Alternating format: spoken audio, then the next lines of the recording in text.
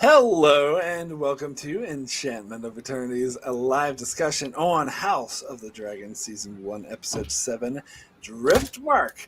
I'm joined here by a special guest. Joining me as always, Darrin from D's Reviews. Thanks so much Hi, for Mark. joining. Very excited to be And here. awesome. And very special guest today. Haven't seen this man in so long. Don Willie from Dawn of Ice and Fire. Thanks so much for joining. So great to be back again talking Game of Thrones. It's crazy. Well, kind of, sort of. So, Don, let's start with you. Let's get your thoughts on House of the Dragon so far, because I've yet the first time joining us. So I know you're very familiar with the source material and everything. So what are you thinking of the show so far up to this point? So it's funny because, honestly speaking, I'll say that this feels a lot more fully fleshed out, more developed, and to a certain extent more sophisticated than Game of Thrones.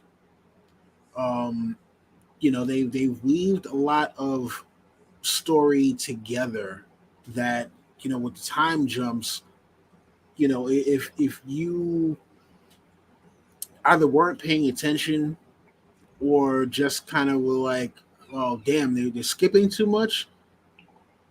Had this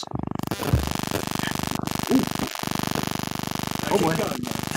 Sorry. Had this not okay, I'm not sure if that's me or not. Yeah, had this been handled by a lesser team, this could have turned out disastrous. This could have turned out absolutely disastrous. And don't get me wrong, I don't think it's flawless. But I think that, for one, they've added a lot of layers to this that we didn't get from Fire and Blood, and also that we didn't get from Game of Thrones. Mm-hmm. I'm still not so sold on the Valyrian dagger. But I think so far that this series has done a great job of getting you up to speed on the characters, especially, not having any previous knowledge of a lot of the characters, for people who've never read the books. Like, for people that I know that I talk to that have never read any of the books, know nothing of any history outside of whatever has been shown on HBO, like behind the scenes or something like that. People are gravitating towards this a lot better than than people might think. Especially with all the time jumps that happen. Episode 1 to episode 2 was a 6-month time skip. Then after that, we get like a 3-year time skip, and then we get like another year or two, and then the next thing we get to after half of the second half of the season, it's 10 years. And the only thing that I've heard people say, and I'll say this too, is that they should have probably had another episode or two before the 10-year time jump, or somewhere in between, showing Rhaenyra and Harwin Strong. Just something so that, for, I guess, the casual watcher, that they will know, oh, okay, well, yeah, these two had a genuine relationship. It wasn't just like, okay, well, my husband's gay and I need somebody to bang, so you just happen to be it. But I'm loving this so far, and the funny thing too is, so like me, Sir LT Giles, and Jerry Targaryen Steamboat, we did a video a couple of weeks ago doing the first half, and when Jerry had opened up Fire and Blood, he was like, well, how are you going to stretch this to 5 seasons? And he pulled out the section of the whole Dance of the Dragons, and it was like 20 pages or so. It may have been, I might be understating how many pages it was, but the point is, it was like, oh man, yeah, that seems like you don't have a lot But then I watched another video from another gentleman, Civilization X. I don't know if you guys know him, but yeah, he had a 35-minute video on Dance of the Dragons, and he said it in one of his review videos that what had happened up to episode, I think, 5 or 6 only covered about the first 5 minutes of his 35-minute video. And I listened to the video and I was just like, oh wow, yeah, I forgot all of this stuff happened. There was so much that happens, like basically from the death of Viserys to to Aegon the Third getting crowned. That is like, oh man, yeah, you know what? They could stretch this out to 5 seasons. Oh, hey, we got Alyssa Jean in the chat, and she's saying she heard 3 to 4 seasons. Yeah, I was about to say the same thing because that's also Okay. what I heard. Maybe I'm still thinking Westworld because I know next season of Westworld is supposed to be the last one. If it happens, hopefully it will. Yeah, I heard what I heard is 3 to 4 seasons for the Dance of Dragons, but they're thinking if the show is successful, they might just tell other Targaryen stories after that. Yeah, I mean, listen, if you're gonna tell this one, how do you not tell the tale of the other Daemon who damn near brought down House Targaryen? And that is the Black Dragon himself. Oh yeah, You know, Blackfire. Daemon Blackfire. I mean, they've shown Blackfire the sword, right? So we know that's still a thing, or we know that's a thing in this particular iteration now. So they can't just be like, oh well, there wasn't any Blackfire. So, there's no reason for that. Like, no, you can do Aegon the Fifth. You can do the death of Aegon the Fifth. I want to see Aegon the Conqueror, the original. Yes. A lot of talk about him. That would be nice to actually see that. Yes, especially think about it. We get to see a younger Vhagar, right? Because Vhagar now is supposedly like 170 something years old. So we get to see a younger, even more sprightly version of Vhagar because it would have been 100 years ago. And we get Balerion the Black Dread. And we would also get, Rhaenys. Oh, geez, I forget what Rhaenys dragon was named. We get we would get the conquest of the Seven Kingdoms. We'd get the war with Dorne that never went well. We get, how Aegon got the prophecy to begin with, and the whole etching of dagger since that's a thing, right? So, I mean, there's a lot that they can do for Aegon's conquest, and again, Aegon the Fourth, right? Aegon the Unworthy, Aegon the Fifth, Duncan Egg. Yeah. Oh, I've heard they are going to be doing Duncan Egg. Yeah, they need to because that is an amazing story, and I can't wait to see George. All right, we hold on. Speaking to you, George R.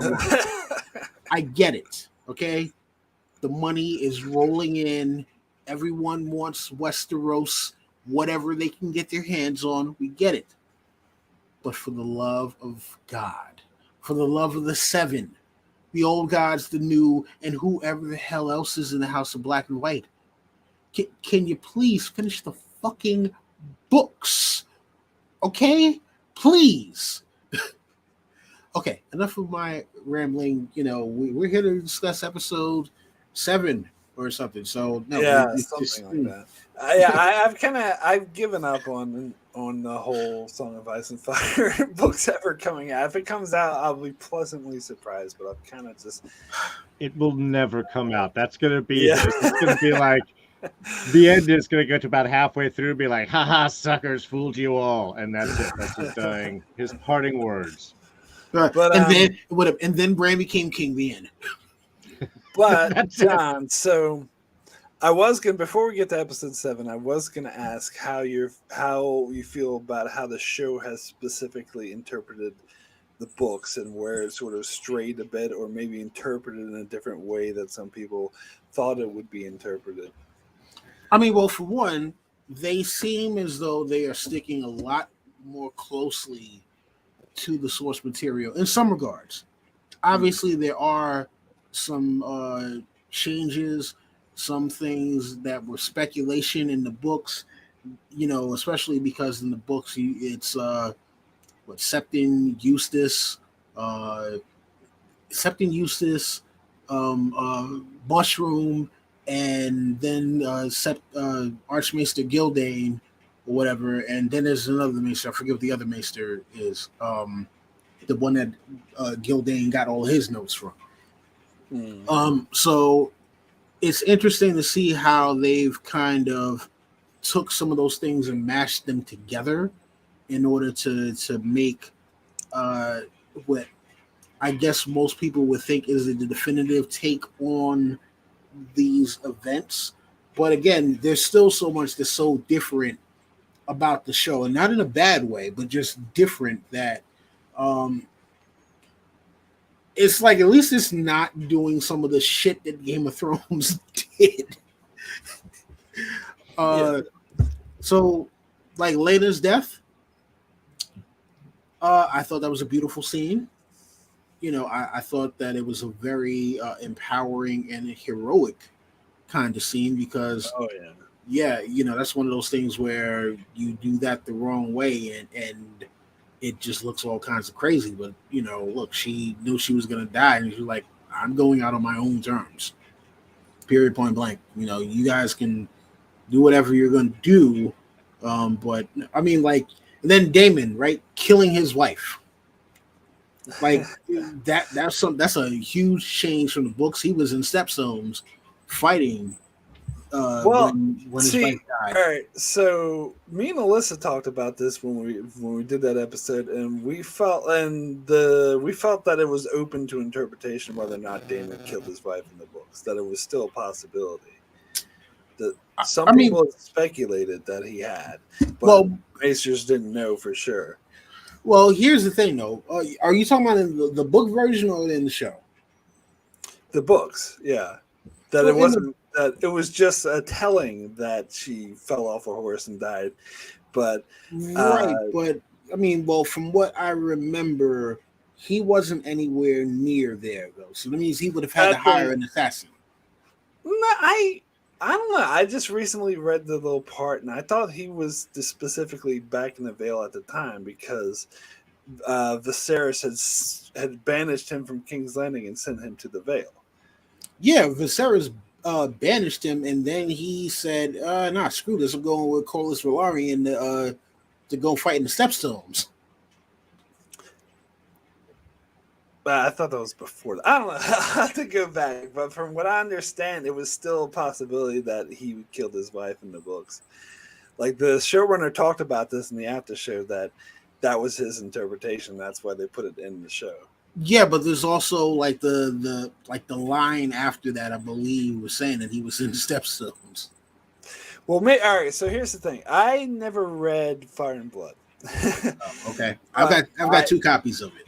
But Alyssa has, and she agreed with me on that. But I read the Dance of the Dragons part in World of Ice and Fire, and I saw Civilization X's video, which you were just talking about, which is actually more detailed than the World of Ice and Fire.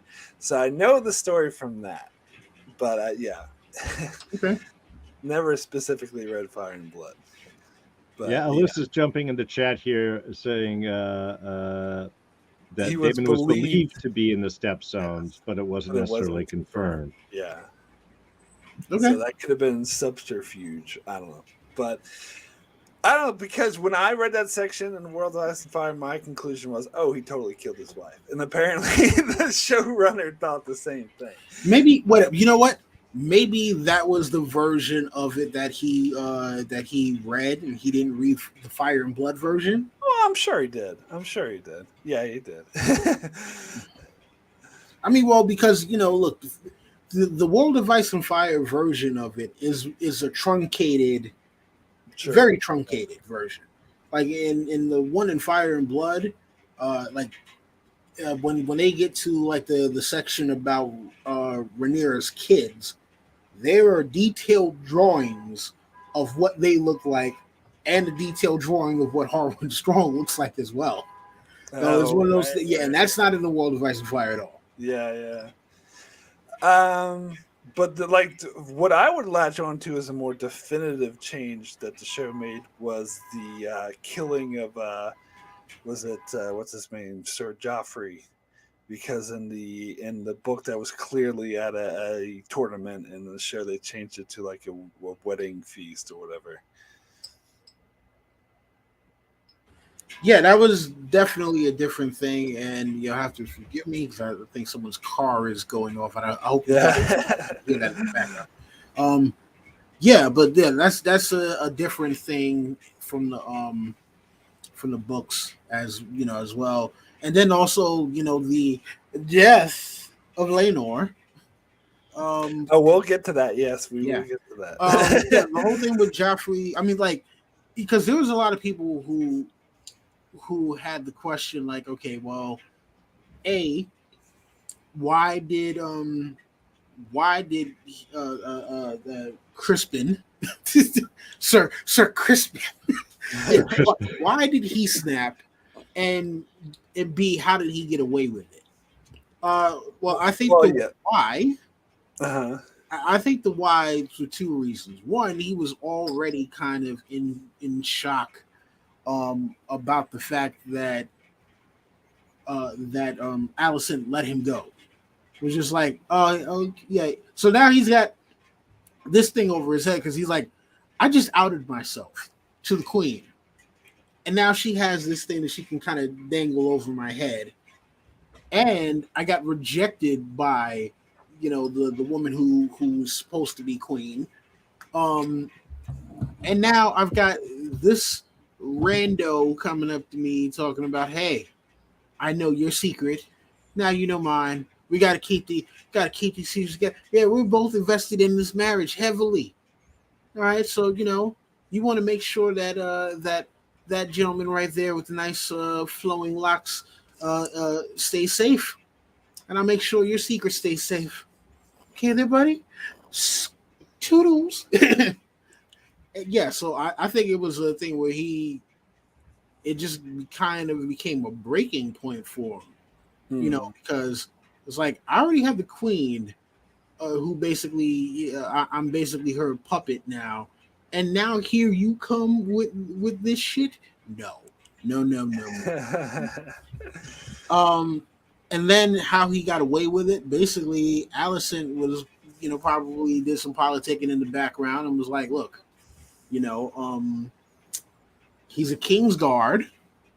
Obviously, somebody, he must have did something to make this King's Guard feel threatened, or that he was, threatening Rhaenyra or possibly even future king consort, So yeah, I'm sorry, but Kingsguard just don't go killing people in the middle of weddings for no reason. So I mean, you're just gonna have to hold him. Besides, his name is Joffrey. We know he can't be. Well, all right. So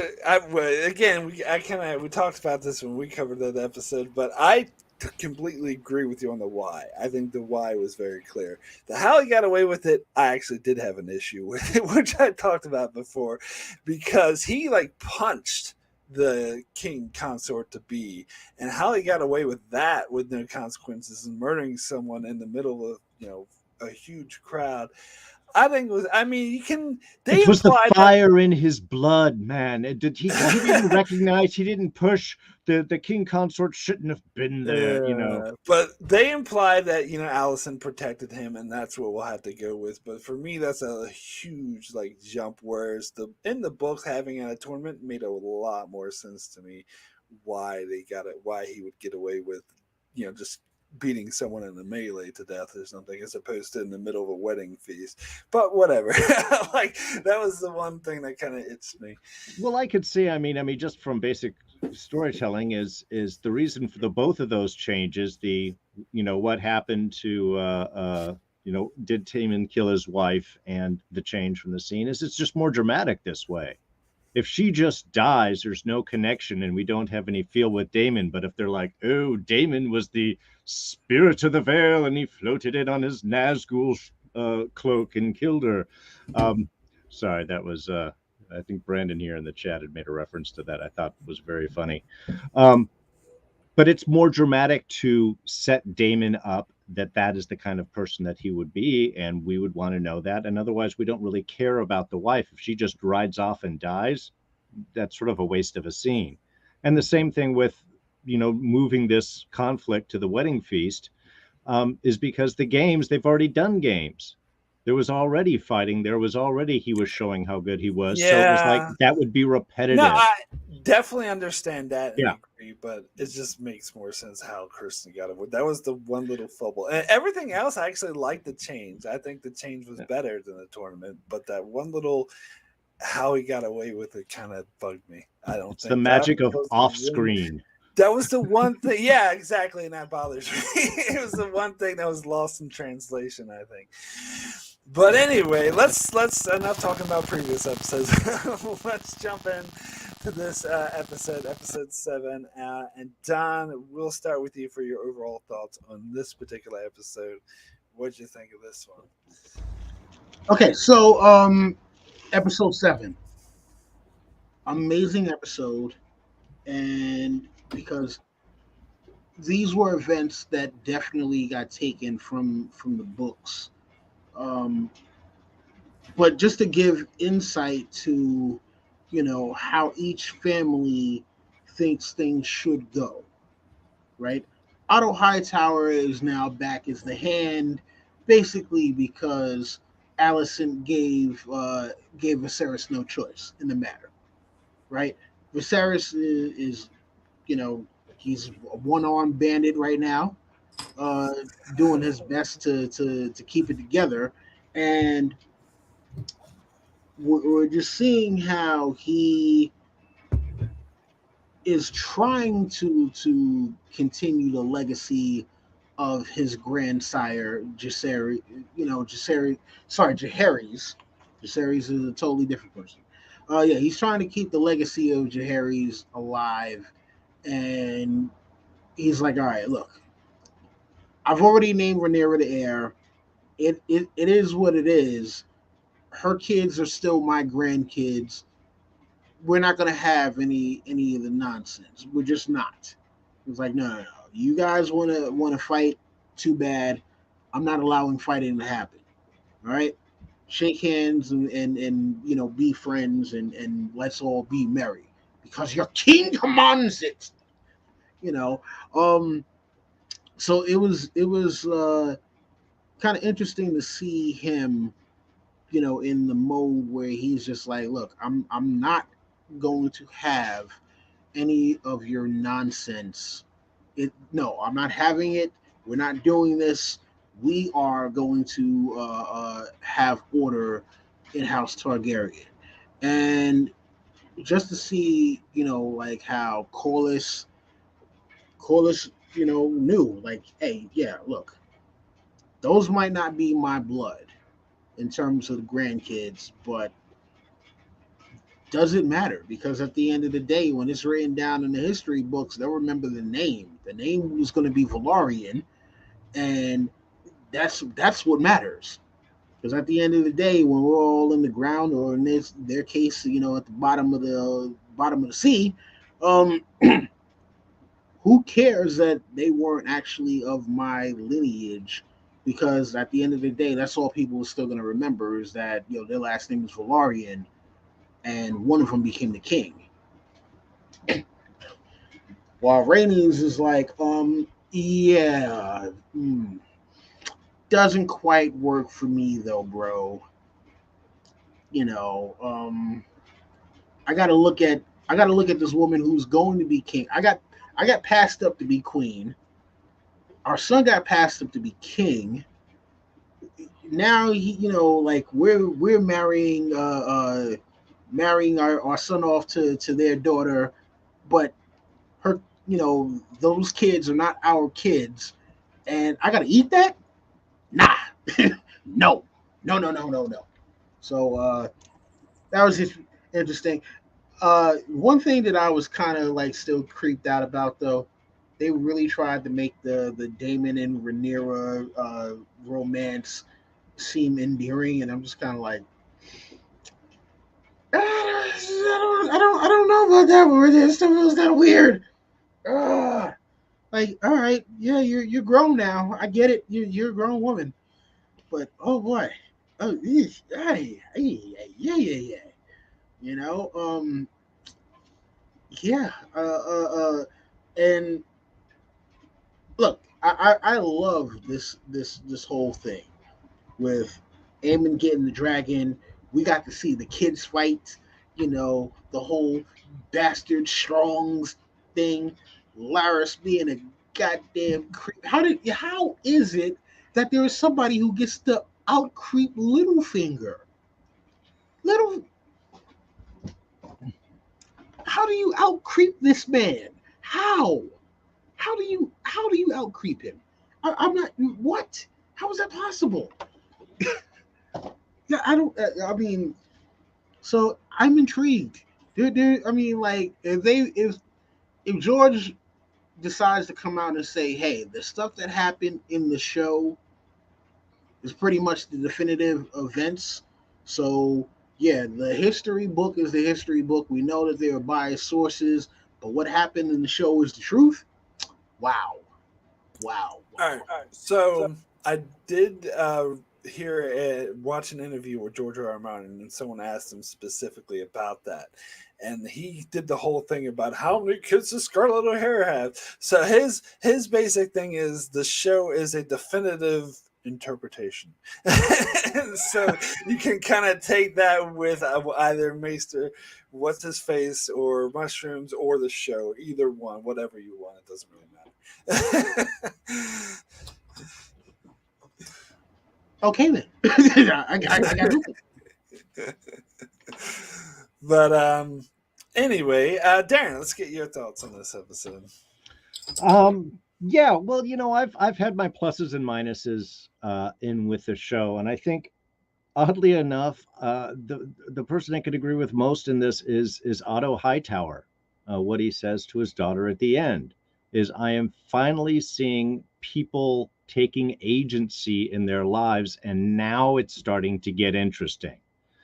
One of the big problems that I had is just seeing that Rhaenyra was kind of just letting things happen, even with the kids and stuff. You're not shaving their heads, you're not dyeing them white, you're not doing anything. I won't even get into the whole what is the actual genetics of dominant recessive genes and how is this carried on, and how come dad can sleep with a brunette and all his kids are white, but then Strong sleeps with the queen and all her kids are dark haired. I mean, I know if we could look back from the Baratheon research, it was all Baratheon boys had dark hair, and then we could even look into the Lannisters bit with the blonde hair and all those types of things, to possibly just be like, well, whatever dad has, that's what the kids have. I don't know how genetics works in Westeros, but the fact that there is this kind of obvious, these can't be your kids because you have white hair, dad has white hair, and they have dark hair, and nothing was kind of done with that. It's like, I mean, I get it, they're your kids, but also, wasn't there like a potion and stuff to take after you did things? And that might have been one of those interesting mid stories that Don was referring to, is she was trying to have kids with her husband, got pregnant with Strong, was using the Maester's mixtures, and that all got found out by the queen, and that had some ramifications. Again, I'm full speculation, but the fact now that everybody seems to be more actively involved in their work, by the end of this, the queen is fire underneath her, Rhaenyra is making choices and going with Daemon, and holding on to her line, and it's like, okay, finally people are like actively doing something as opposed to being tossed around by pinballs. I enjoyed much more. I know they had to do a lot of setup, but I do think that finally the payoff by the end of this episode really started kicking things into gear with me. I did love the dragon fight, the flight. That whole bit was great. The kids, honestly, I think somebody just needs to wipe out all those kids. They're all just horrible, kind of. Really, they're either dumb or entitled, and I don't like any of them. Uh, Oddly, when Aemond finally went up to Mom and was like, "Hey, it's cool. I lost an eye, but I got a dragon." I was like, finally, okay, now there's a mature statement from this little oddly bloodthirsty kid for a moment. It was all weird. Um, so there was a lot of stuff of that movement that I really did enjoy. Why, for some reason, we decided to go back to that episode in Final Season of Game of Thrones and just have a whole "you can't see anything, we'll shoot it too dark" for the mood. That's just not learning things, folks. It's cinema. It's not radio.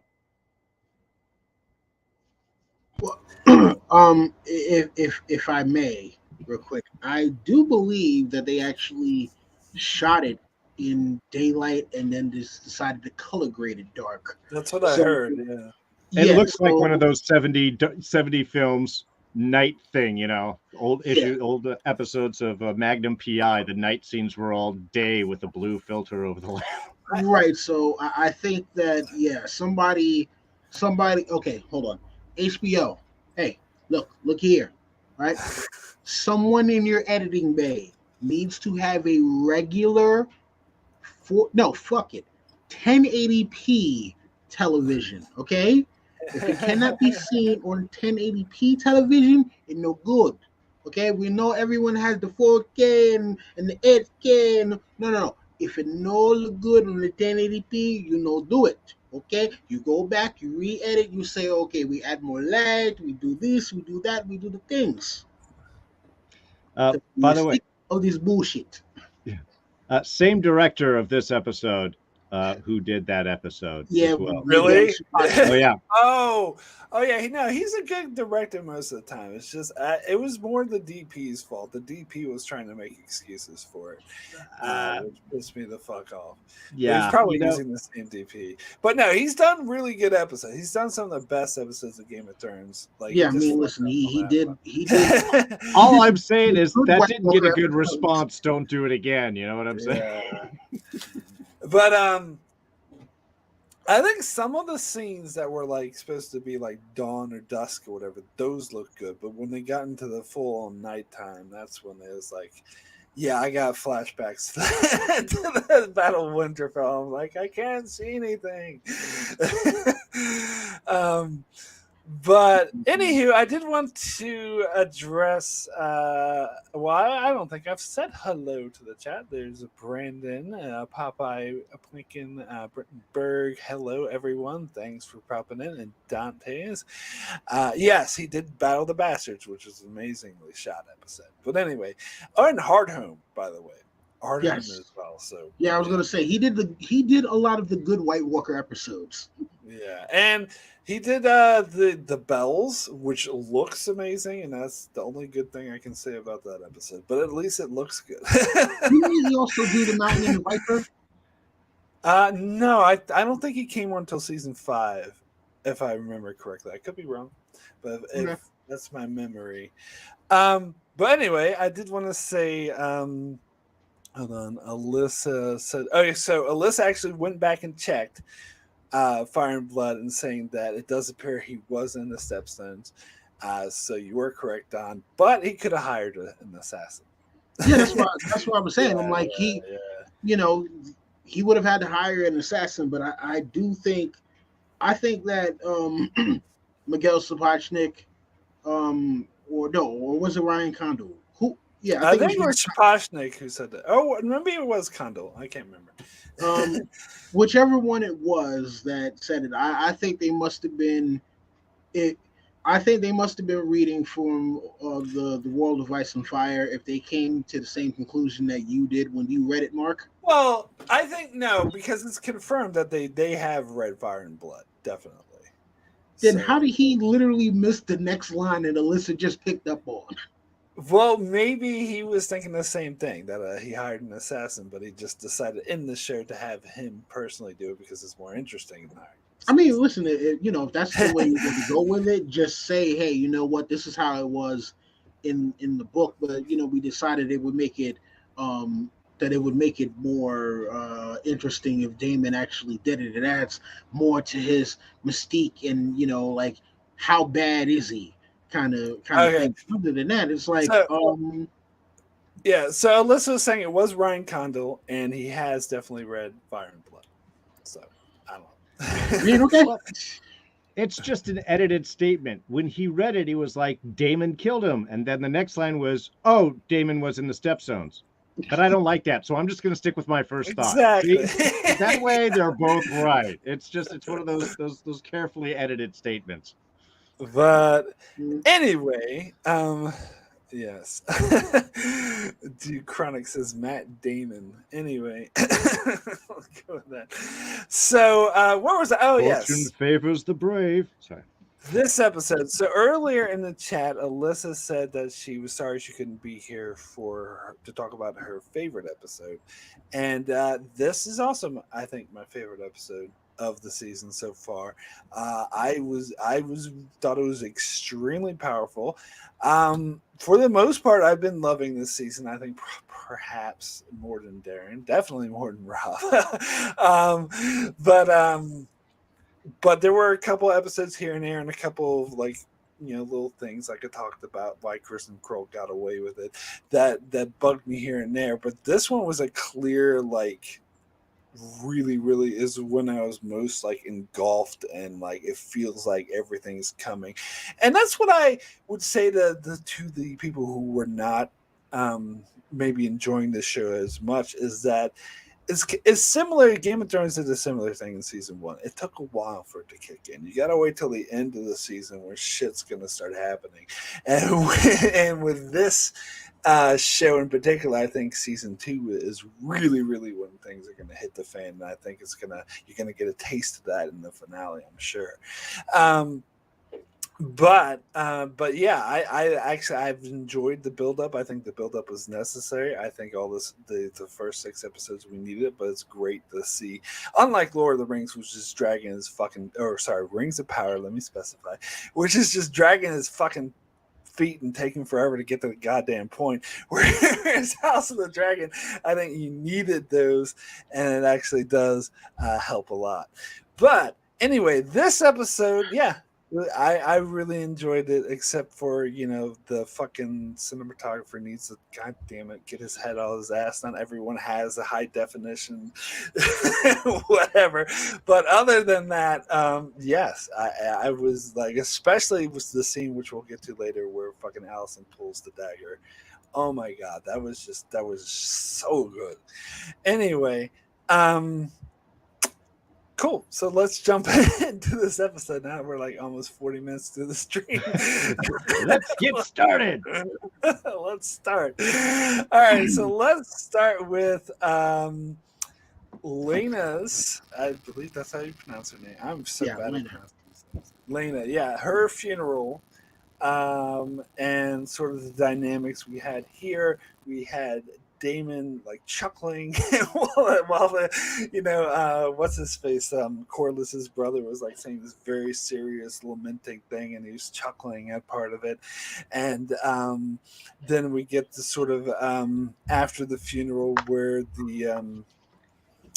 Rhaenyra goes to her son. I think it was Luke, right? It was Luke. No, Jace. It was Jace. Yeah, okay, gives her son, and it says, "Oh, go comfort your cousins." He's like, "Well, I don't really know what to say about it," and it's like, "I'm kind of mourning too because I also lost my dad." She's like, "No, you don't say that." And then so, and I thought it was a really nice scene how he awkwardly went over there and didn't really know what to say, and they just held hands, just grabbed his hand and held hands with him, which was I thought really touching.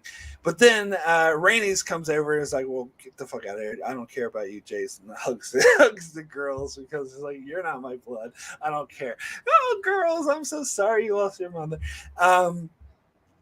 Yeah, and whatever the hell Aegon was doing at that wedding, I don't even know. And yeah, and apparently Lenore is kind of losing his shit and just going off and standing in the ocean, which I thought again was a nice touch, and it shows how he was affected by his sister's death, but kind of absent, and just goes to the theme with it. So yeah, I thought this was all powerful. Darren, we'll start with your thoughts on this.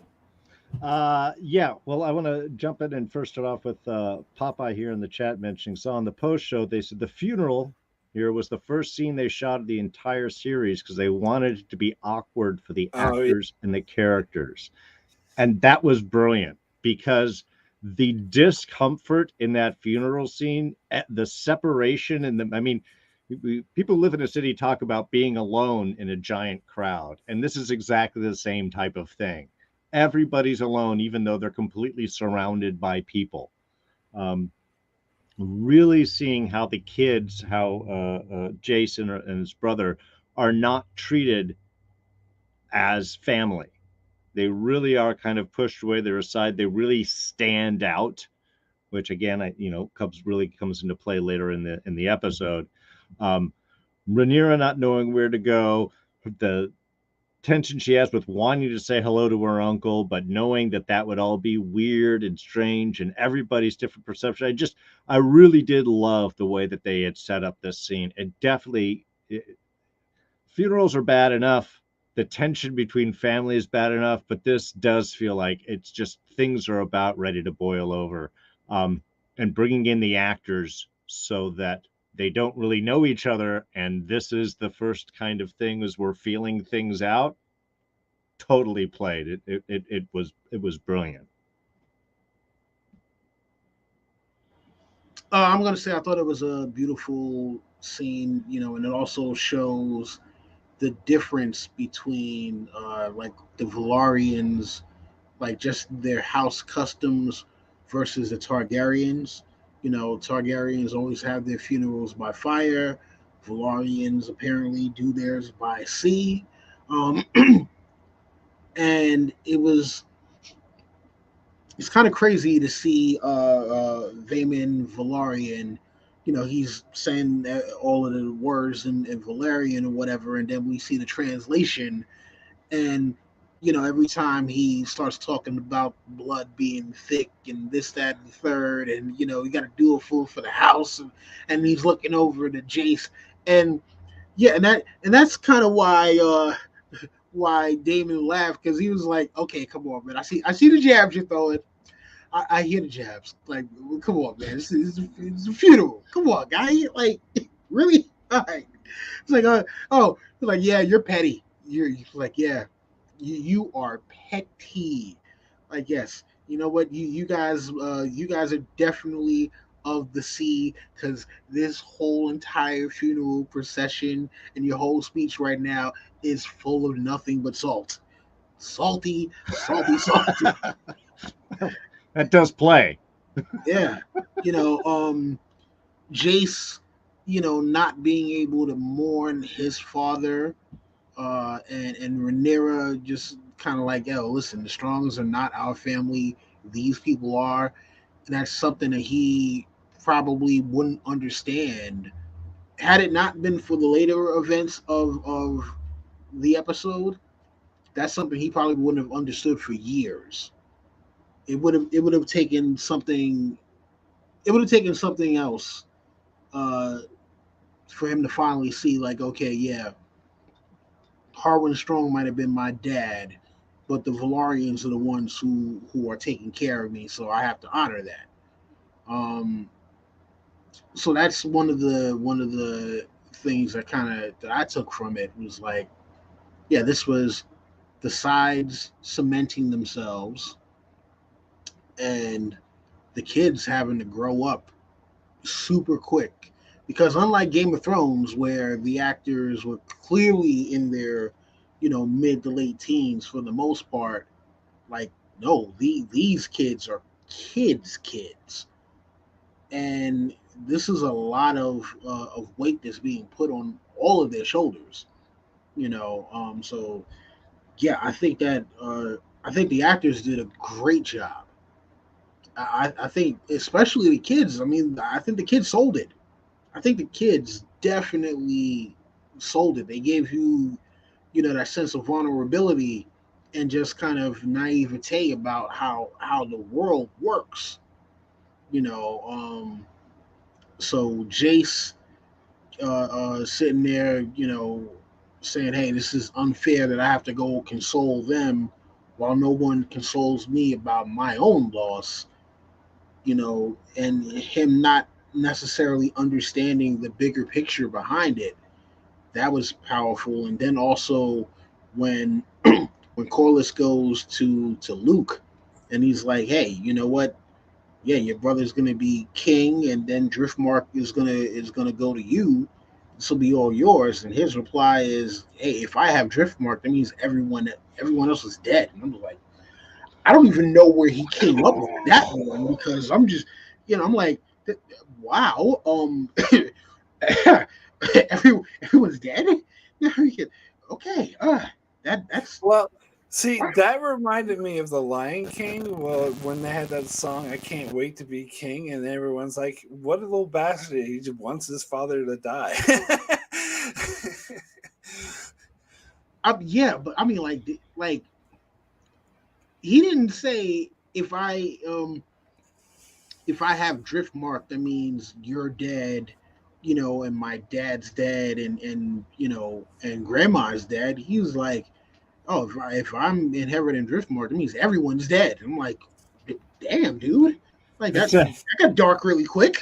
that's a heavy, wise statement that was not expected to be coming from that kid. Yeah, But it's exactly. also the clearest statement of all. It's like that's how it works. Yeah, I'm like, I don't get to be Lord of Driftmark when you're still alive. So, like, oh God, oof, that, like, I understand we're at a funeral, but you don't need to be that damn dark. Right? Like, jeez, man. Can we get a little respite from all of the just heaviness? Man. Mm. All right. Yeah, so let's go ahead and move over to Rainey's and Corliss's talk of secession, because you kind of touched on this earlier, Don, but I really loved this scene as well, because it really showed you their two different mindsets, where she wanted to give Driftmark to the girls because they're actually of their blood. And I like how Corliss wasn't really speaking of it, and she's like, "Come on, it's just me and you here. No one else is here. We can speak the truth." And he was like, and he did. He did speak the truth. He's like, "Well, blood doesn't really matter. Names matter. And these kids, I don't give a shit if they're not of my blood. They have my name. That's all that matters, and that's all the history books care about." So I got really strong, like Tywin Lannister feel about Corlys, where he's all about legacy, all about the family legacy and the family name and what will come after.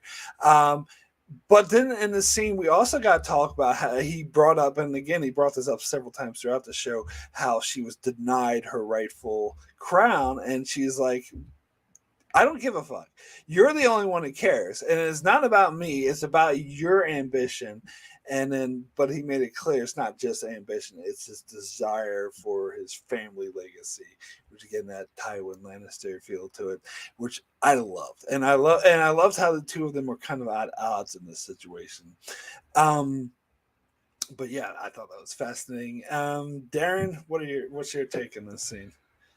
Yeah, see, this is when we're getting into the kind of the politics of the realm, which is where things start to get interesting, the motivations behind it. Because you're right, she's and especially from Rhaenys, who is like, let's move it on to the girls. I mean, you've been all upset that I was denied my right. What about the girls getting their right? Well, no, no, no, no, because this is the way that these things work here now because of the mill and the name. And you're right, that was a totally realistic line. It is. That's what's going to be in the history books. That's what's going to be remembered. You know, maybe it'd be like, the Dark Valerian or something like that for that year, and then it will move on for whatever, genetic things end up happening afterwards. Um, but yeah, and seeing those differences, that she really just wants to kind of like solidify safety, move on, and he really still has that burning ambition that she was denied it and now we have to have it. But he's right. what do we are in this short time except to build legacy of our family, and so yeah, I can totally agree with you, the whole kind of Tywin Lannister sort of viewpoint there. And it does start to draw lines of where they're going to be and why they're going to be there, because of that name, because of that connection, and that's what's going to carry on forward. um, Assuming they're still feeling the same after all the other events that happen later on. I just wanted to bring up in the chat, Dante said that Corlys and the King are on the same page. And yeah, that's also what I got. The two were at odds at the start of the show, but it seems like their thinking is aligned because their interests are aligned, which is pretty interesting. Right. Anyway, John, your thoughts on this whole scene? I thought it was a brilliant scene because, again, it shows the juxtaposition of one man and his ambition towards the future versus, the woman who should have sat in the seat, but, listen, when she got passed over, and now at this point it's been like, 20, 30 years. He's like, well, all right, what am I going to do about it now? I gave up on that a long time ago. There's nobody raising any banners talking about, hey, we got to go to King's Landing and remove Viserys from the throne. Nobody's having any tourneys at White Walls for me. So I mean, hey, let it be what it is. Corlys is kind of like, look, okay, we may not be able to change the past, but we can change the future. The future can belong to us in a different way. Because the throne will belong to us. Yeah, you might not have the crown. You're not going to go to the sept and have the grand septon, or sorry, the high septon. Um, you know, uh, in the name of the seven, we crown Rhaenys queen of the seven kingdoms. No, but you'll get to see your grandson. And for all history, for all time throughout history, as long as there's a Westeros and there are maesters to write the histories, in there will be the name, Jacaerys Valerion ascended to the throne, became Jacaerys the first Targaryen. And at the end of the day, when they do the family lineage, they're gonna have your name, then our son, and then his son. So, he has a point if you're talking specifically about just strategic moves. He has a great point if that's what you're talking about. But it's a very, I'll be honest with you, that's probably a very male centric view, because at the end of the day, for better or worse, men typically are the ones who have been the builders and the leaders of society and get to write the histories. So, a lot of times, since women haven't gotten the same political or social standing and the rights to write the histories, it's like, okay, it's usually just more important to guys, period. So, it's like, hey, you know what? Yeah, it, the true story might be something else, but the story that everyone is going to know is going to be this. Even if you think about like, if you guys watch Doctor Strange in the Multiverse of Madness, when he goes to the when regular Doctor Strange goes to the Illuminati universe, he's lauded as a hero, but in the background, the Illuminati is like, no, like, the dude actually kind of used dark magic and was about to turn evil, and we had to kill him. The only reason why there's a statue to him is because we had to maintain the illusion for history's sake that this was a great man who sacrificed his life to save the entire universe.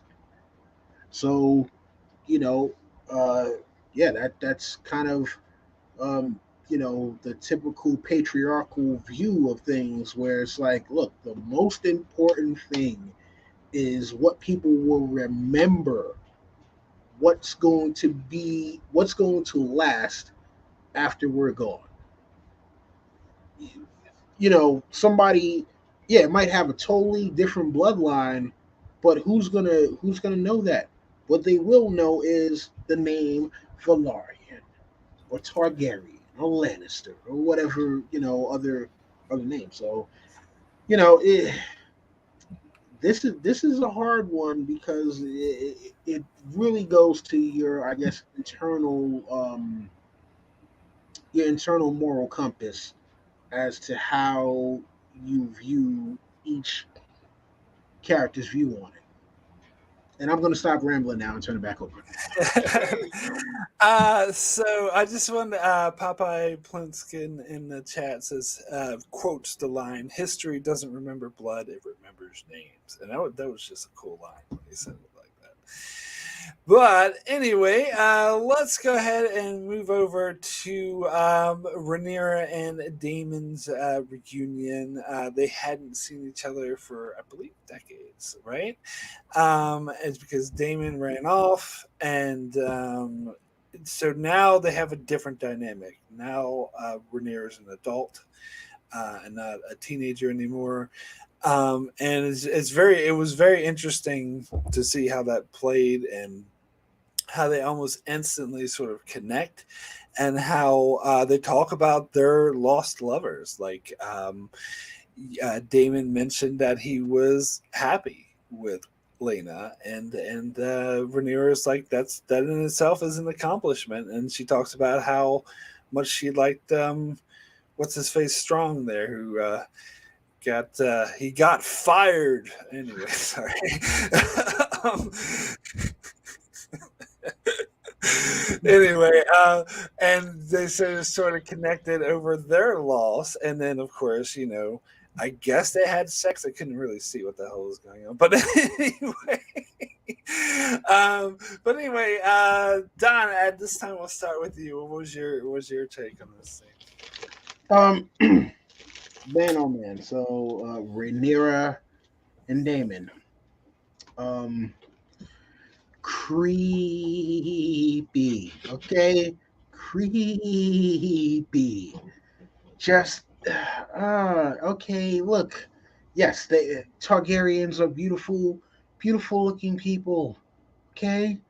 But it's still, the uncle and his niece is and they really tried to push that we should be enjoying this, and I'm just like, it's uncle and nephew, uncle, no, what are you doing? No, you can't, you can't try to force me to like this. I mean, listen, I get it. It's been years, and last time she was a child, and now she's like, I'm a grown woman, and if you hadn't left, my life probably would have turned out way different. Maybe I would just have a bunch of blonde hair kids that nobody would even question. Because yeah, again, if we're looking at Laenor versus Corlys, right? You figure, okay, hey, they went a generation down. You got the black dad, the white mom. The kid comes out lighter, and now you get the next white mom with the half black dad. And the kid's gonna come out even lighter than before. So if he comes out, same color as Rhaenyra with the hair and all, okay, well, you look, how do you deny that it's most likely Laenor's kid at that point? Um, maybe I wouldn't have been with Mr. Brown haired strong man that then got his ass killed with his father. If you had stayed, and Damon's kind of like, look, I played my hand. I tried to get you, and your dad, kicked me in the ribs and then banished me. So what do you want me to do, man? you know, um, yeah, yeah. I just, it's no, no, no. And yeah, Brandon, shout out to Brandon Neil Howells. I know about the Habsburgs. That damn Habsburg Joe with the chin that's all the way out to here. Yeah, nah, man. I know about them. Yes, and that's what I'm saying, man. Creepy, creepy. Well, look, I will say I actually found it endearing. I didn't find it creepy because it's fucking Game of Thrones. They're Targaryens. Just go with it. I'm kind of used to it at this point. The whole Jamie Cersei thing, and then Jon and Daenerys, and I don't know. I'm just kind of used to that shit after watching this show. But I will say, like the point you make, and I agree, and which I think they're lamenting on, is that maybe they should have married each other in the first place. Maybe they wouldn't be in such a predicament, and if they had just like followed Targaryen tradition, and it feels like she would have been more comfortable with him. Darren, your thoughts on this? Yeah. I got to agree with the creepiness for sure. And I think part of it was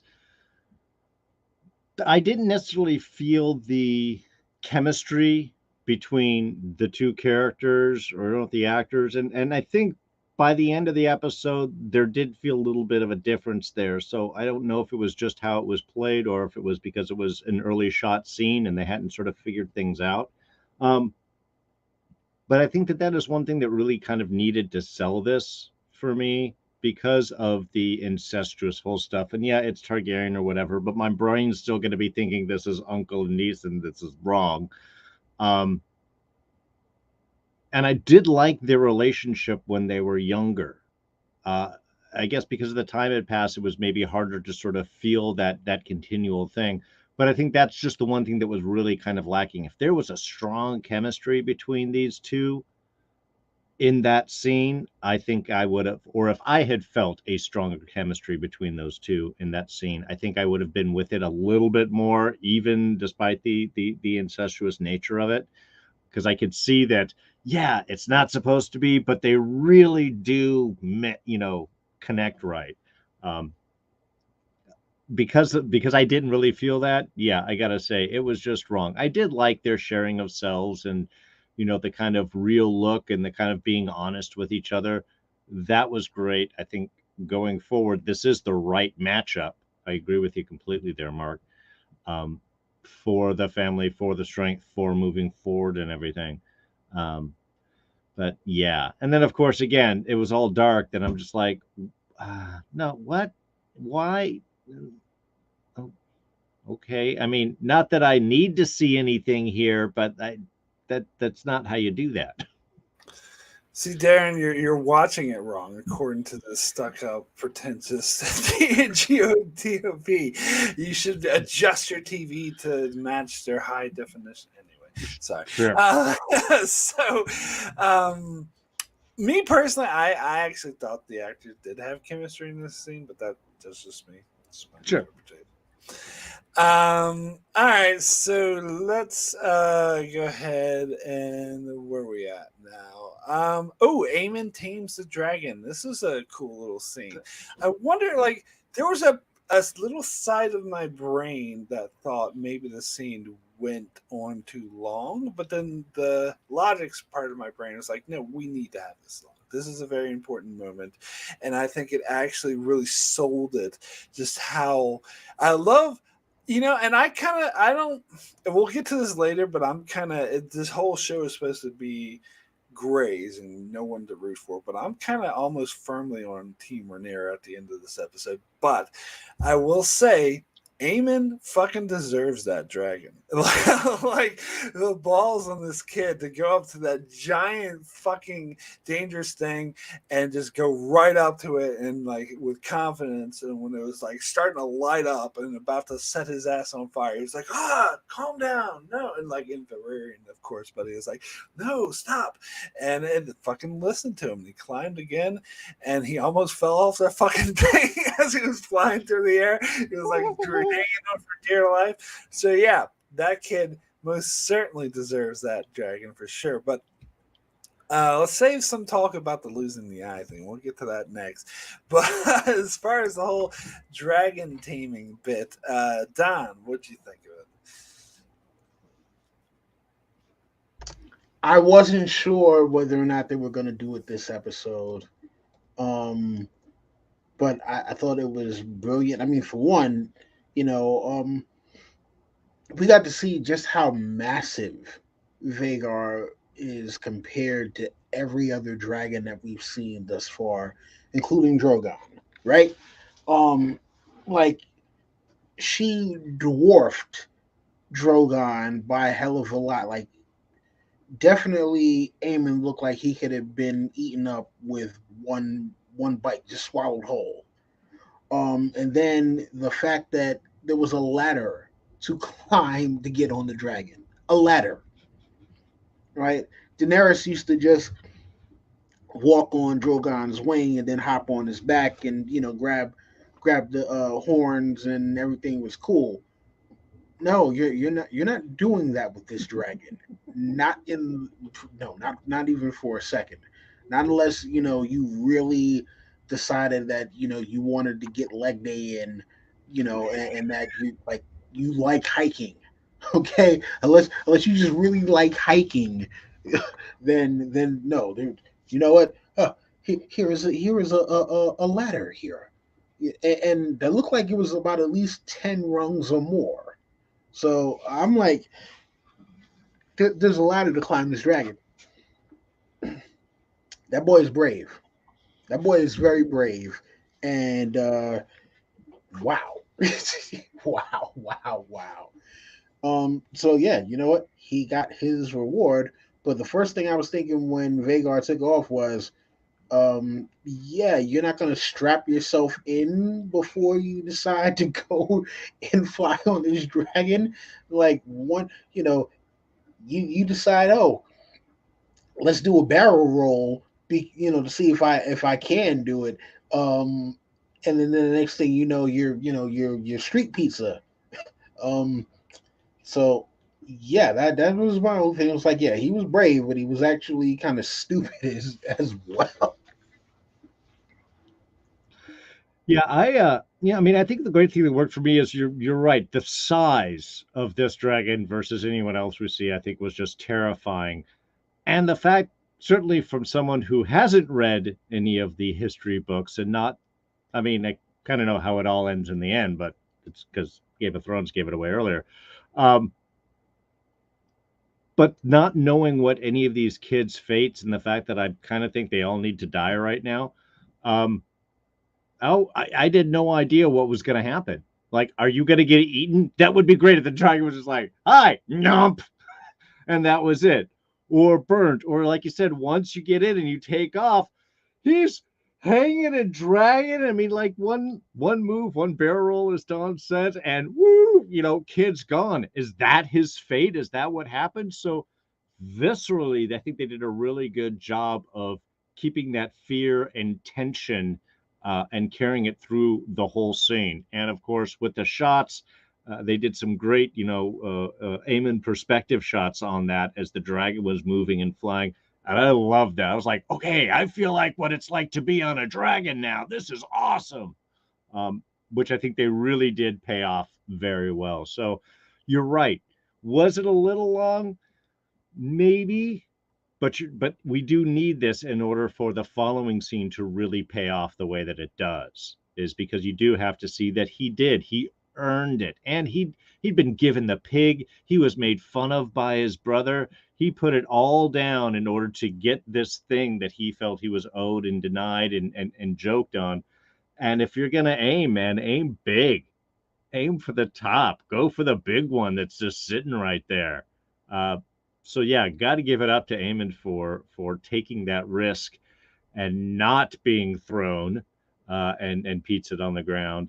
Did it go to his head a little bit? Maybe. So yeah, I listened to chat saying loved how they played Daenerys' theme during that scene. Yeah, that was pretty good. I did really enjoy it. All right, so now let's get to the scene which I have in my notes written as "It's all fun and games until someone loses an eye." So and it's fun. So yeah, we get and I'm sorry, I don't really remember the names. I'm sure Don does, but the girls, the sisters, who were like really, I think, sort of rightfully pissed off that this boy they kind of see as an enemy comes by and just steals their mother's dragon right at her funeral, like the fucking nerve. And she's like, oh, the one who doesn't have a dragon's like, I was supposed to be that dragon. And he was like, well, you should have got to her first. Maybe you can ride a pig. Oh yeah, very original. Just steal the prank that your brother played on him and throw it right back. But anyway, so then I actually like the fact that Jace and Luke came and stuck up for their cousins and sort of went to take him on, but he was like being extremely violent. Like he was like threatening to smash, the boy's head in with a rock and like kill him. Now, we probably wouldn't have done it, but these kids didn't know that. And so when your brother is being on the ground being threatened to be killed, yeah, you pull the dagger and you stab. And I think they were kind of justified in this, and maybe it wasn't the right thing, but shit happens with kids. I will say, with this scene in particular, and the next scene, which we'll get to next, I kind of got similar vibes to the whole thing in Game of Thrones episode 2 with the direwolf like chopping Joffrey's hand and then they killing the direwolf in response, but it was kind of Joffrey's fault. And the one thing, and we'll probably talk about this more in the next scene, but one thing I will say about these kids, Darren, none of them are as bad as Joffrey. Oh yeah. I will say that is one thing they have. But anyway, so yeah, and this is something I had read in the books, and I don't know. It kind of was just the way it was described very dryly, like these kids fought and he stabbed his eye. But here, actually seeing it play out, it like made perfect sense how like this chaos could have happened and how he like feared for his brother's life. So yeah, I thought this scene really worked. Don, your thoughts on this? Brilliant scene. Brilliant. Second favorite of the episode because this is all stuff that happened in the books and they played out basically the same way. So to see sorry, got a little visitor here. To see them, actually go boldly with that, which was hey, to see them kind of go boldly with that. Lucky, do you mind? Sorry. To see them kind of go boldly with that one and say, hey, look, you know what? We're showing just how far the violence can go in terms of, these are kids. These aren't even teenagers. And, sometimes fights go down. And that was one of those things where I was just like, man, I wasn't sure if they were actually going to show it, especially with the whole his eye getting cut. I thought it would be a thing where like they would, cut the black, and then the next thing you know, the maester is sewing him up. It was like, no, they definitely showed Luke cut his, like, boom, slash his eye, and all the blood coming out. So I was actually I will say real quick that this is a Game of Thrones show on HBO. I expected them to like have him poke the eye out, and you see him take the eye out, and all the gore coming. That's kind of what I thought. It was more in line with HBO. I didn't think that only because it's kids. That's the only reason why is because it's kids, and normally, like they might show stuff like that for like teenagers, especially teenagers that you can tell, like you know, between like 15 and 18. But no, these were like kids. You know, if they, I would imagine that the oldest one might have been like 12, 13, and I'm pushing 13 right now. You know, so that for me was the thing where it's like, okay, they can't show all the violence, can they? And they did. So I was shocked and amazed, and I'm like, okay, you know what? Bravo for actually saying, you know what? Yeah, hey, it's on the page. It was one of the most shocking kind of things. We want to like actually bring that to life, and for them to actually go ahead and say, all right, hey, fuck it, let's do it. So I kudos. So Alyssa was saying that she heard it was Jace in the show, even though it was Luke in the book. Is that do you know if that's true, Don? Did they I have? could have sworn that it was wait, oh no, it was Jason the show because Luke had his nose broken. So yes, So it it was did change that. actually Oh, okay. yeah. And one thing I did want to point out last week when Alyssa was on, she talked about there was something that the creepy sister, she said something, and Alyssa couldn't get into it in the stream because it was a spoiler for this episode.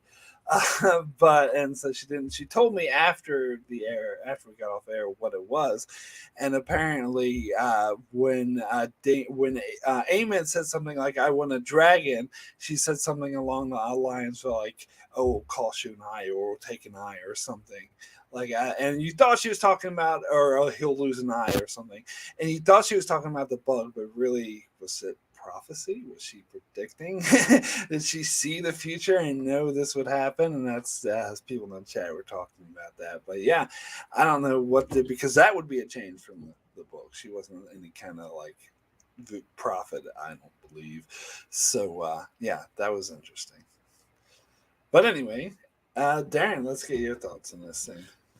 Yeah, and I think this was such a fun transition in the fact that we just got on Aemond's side because he took this big risk and he's flying and we're elated with him and we did this journey with him and it's great. And then he walks up just swinging his dick, his little boy Targaryen dick around. That now he has a dragon and now you have a thing and just totally pushing away these girls who just are having a horrible day as it is, and now someone just steals their dragon. It was perfect in the sense of we were on his side for a moment and then immediately not, because he does push everything. The boys come up, as I'm sure their real dad Strong would have been, to protect the girls, do the right things, stand up in that sense. And he uses his strength and position to overrule them. He's the one that pushes it with the rock to make it more than just a fight, but something that's potentially deadly, which is why I think it was Luke that actually first pulls the knife, and then he gets punched in the face, and then it's Jace that grabs it. Either way, there's kind of a reason at that point why he has to pull the knife, because he's like, he's going to kill my brother. I've got to protect. And then it just builds up from there. So I think it was great to see, one, that the kids, Rhaenyra's kids, are trying to do the right thing, both in protect the girl, protecting each other, all of that, that really these, Aemond and his brother, man, they're spoiled little brats. They really are. And they try to make up their position right here. and ends up costing him an eye. I mean, yeah, it's all fun and games till someone loses an eye, and then it's just fun. All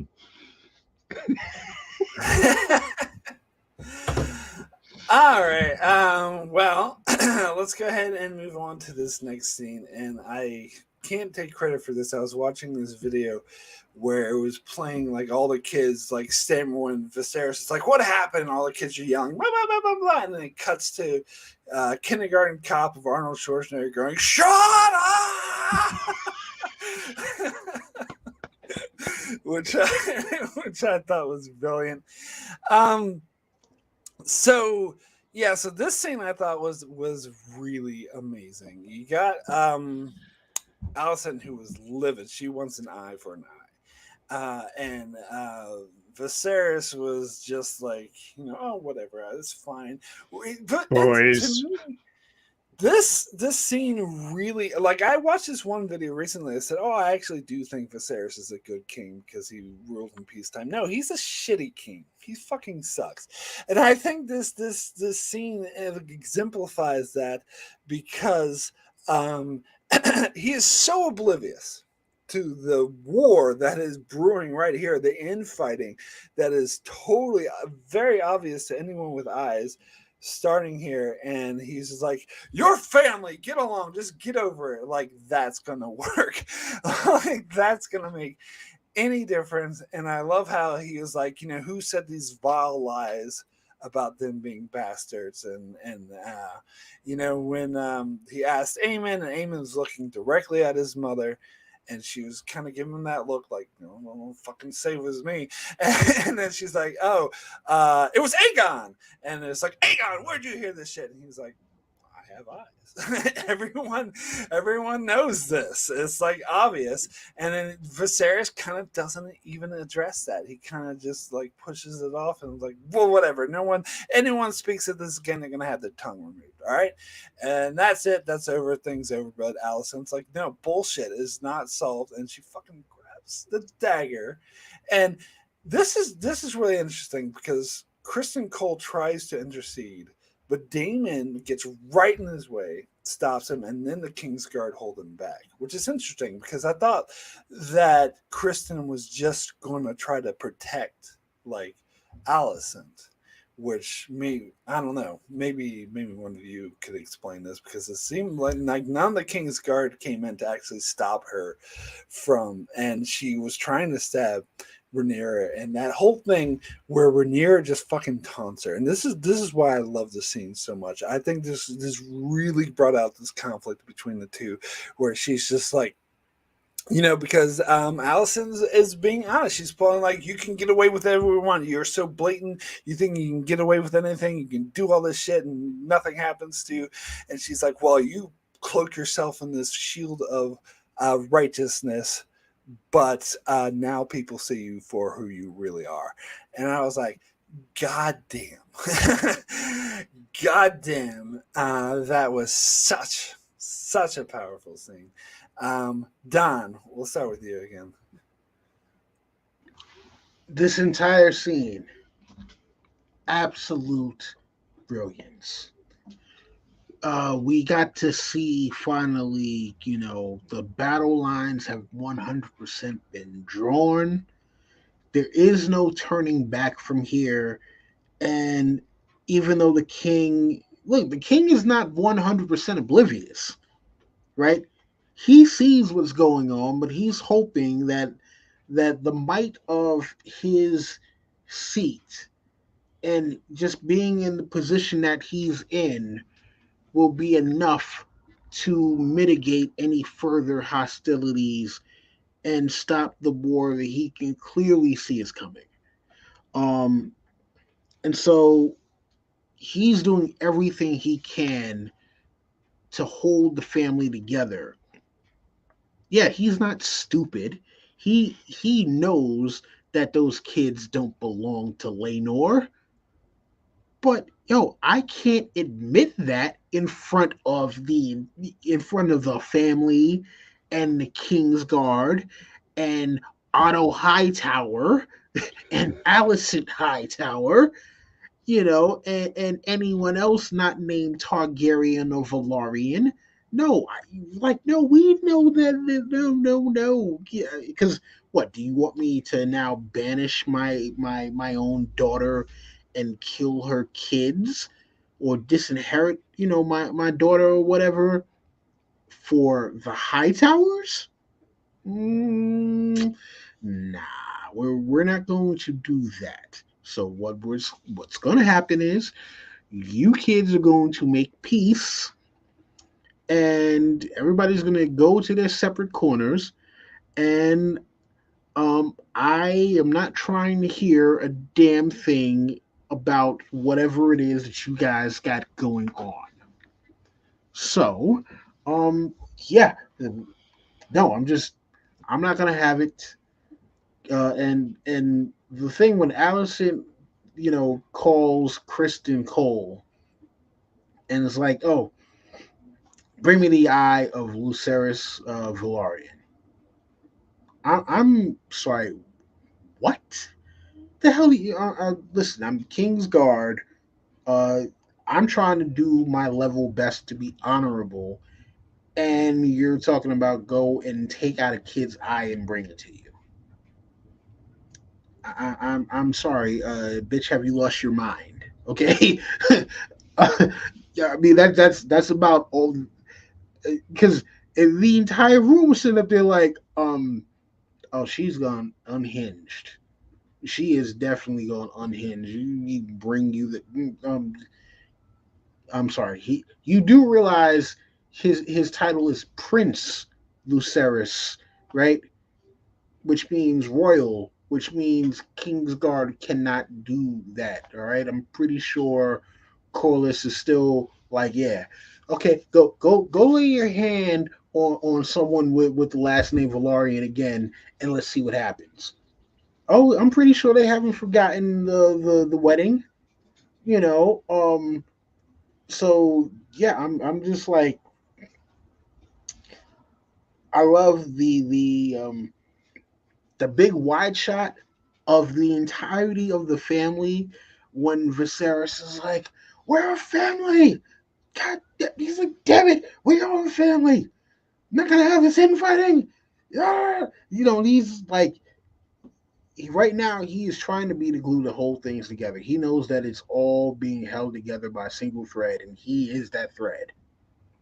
And he's just hoping that, hey, look, families fight sometimes or whatever, but we're still family. So, okay, yeah, the kids are strongs. They got the name Valarian, all right?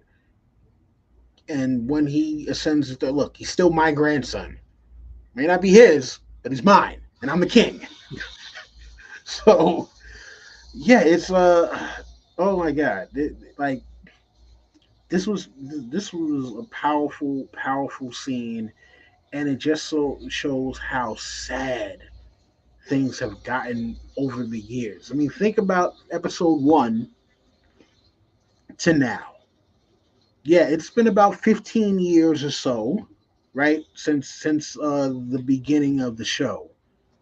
But from where everyone was, you know, even Otto Hightower being hand, uh, Rhaenyra and Alicent being friends. Yeah, okay, there was the jape about the queen who never was, but it was like, hey, everything was cool. But now look where we are. The family is about to go to war with each other, and this man who literally is falling apart in front of everyone's eyes is the only thing holding it together. That is a very sobering thought. And I'm gonna stop with my pontificating and pass the mic, because yeah, I could be here all day. Well, that's because there's a lot of great stuff that kind of happens in this, and I think it really does become clear that, if anything, it's Alicent who's been pushing this war, that she is upset with Rhaenyra, that she feels that she can get away with anything, but she's the one that keeps egging on, pushing on. She is allowing her kids to be the most spoiled of brats, whereas oddly the bastard sons are the ones that seem to be somewhat decent.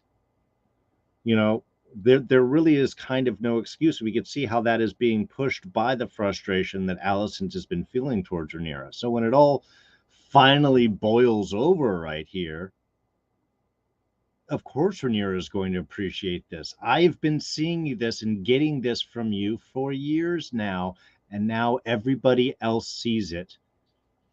That even from the word of the king, you're going to push for blood in your own thing. Now, I can certainly see that Alicent's, core motivation might be, well, if I don't do this, my kids could be killed.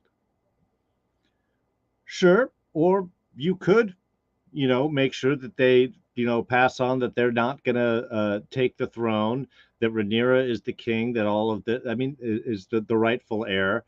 There are ways around this, and I think this is where the blame of Otto certainly comes in, from pushing and putting that fear in her. And this is his ambition coming in, kind of running into Corlys's ambition coming in. Everybody wanting to be king. And who do you do to what do you do to who do you do and what do you do in order to get it? I guess is really the way that comes out. So I really did enjoy this. Again, this is to me where it was like, even though it's kind of nuts, finally people are getting into stuff. They're doing, they're fighting, they're taking positions, they're seeing the real danger that everyone is in. And the fact that it's because of the kids that this blows up and spills over totally makes sense. All the adults are doing what they can to play the positions. The kids are just reacting to what they know and who they are and what their world is.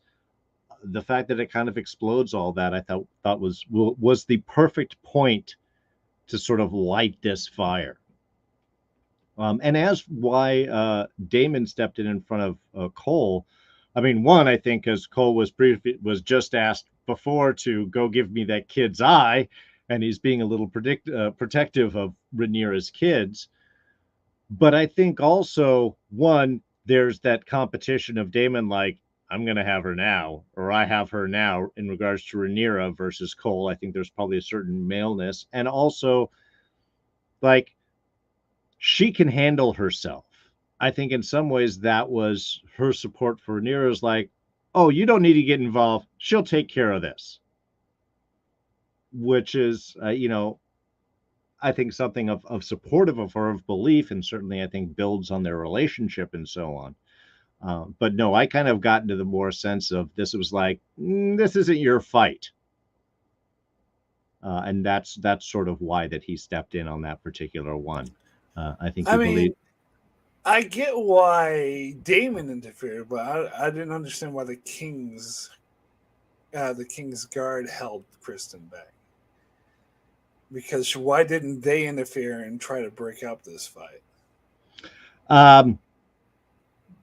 Well, I guess probably because it's like, who do they defend? Who do they stop? Who do they grab without the chance of getting in trouble? It might have just been that, like, we'll clear it. And also Daemon there kind of stopping, that gives them something to do. Because we need the tension, man. We need the tension. All right. Now, so in the chat, I do have to point out in the chat, Popeye Pliskin says, Alicent eggs it on so much. She even names her kid Egg On. Anyway, I thought that was funny. Anyway, John, am I sensing that you kind of had to take off now? Had to leave a bit early? No, sorry. I thought I did, but apparently not so much. So you don't? You can no. So let's finish. Good. All right. Cool. All right. So let's go ahead and get to the next scene with the Otto's fireside talk. I don't remember if there was a fire, but anyway, that's what I call it. A fireside talk with his daughter, which I thought this was a really interesting scene again. And again, I really don't like Otto. But anyway, because I do think this is kind of his fault. But anyway, I like how she's like, yes, I know what you're going to say. I lost my temper. I made a fool of myself. It wasn't befitting my stature. People are going to think less of me. A lot of people think I'm gone insane. I made things worse. And he's like, yeah, sure. All that's true. But, I like it. It's like it shows that you know what's the real stakes here, and you know what's going on. And again, this is kind of, to me, was what makes it more despicable, because he bred this by putting that into her head when she was so young, that Rhaenyra is going to kill her kids unless she steps up. And so the fact that she's actually like viciously protecting her kids, he's like, and I also like how he was like, and your son was right when he said that don't worry about it, because an eye was a very small price to pay for a dragon. Like, we have this big ass fucking, like, the deadliest, biggest dragon on our side now, so fuck yes. So it really tells you that he's already really planning out the war in his head. And I think someone in the chat earlier said that Alicent wants the war and not Rhaenyra, which between the two of them I think is true. But who really wants the war is Otto, definitely. But yes, Darrin, let's start with you for this one. Otto is a despicable creature, and I use the term creature because that's really what he is. He's a slimy guy. Though somebody did put out a brief little meme today where he was like, I have an idea, sir. Yes. How about we replace everyone with lizards, giant lizards? Would that be what? Oh, no, nothing. I didn't say anything. Because, of course, he played the lizard in the Amazing Spider-Man movie, which was...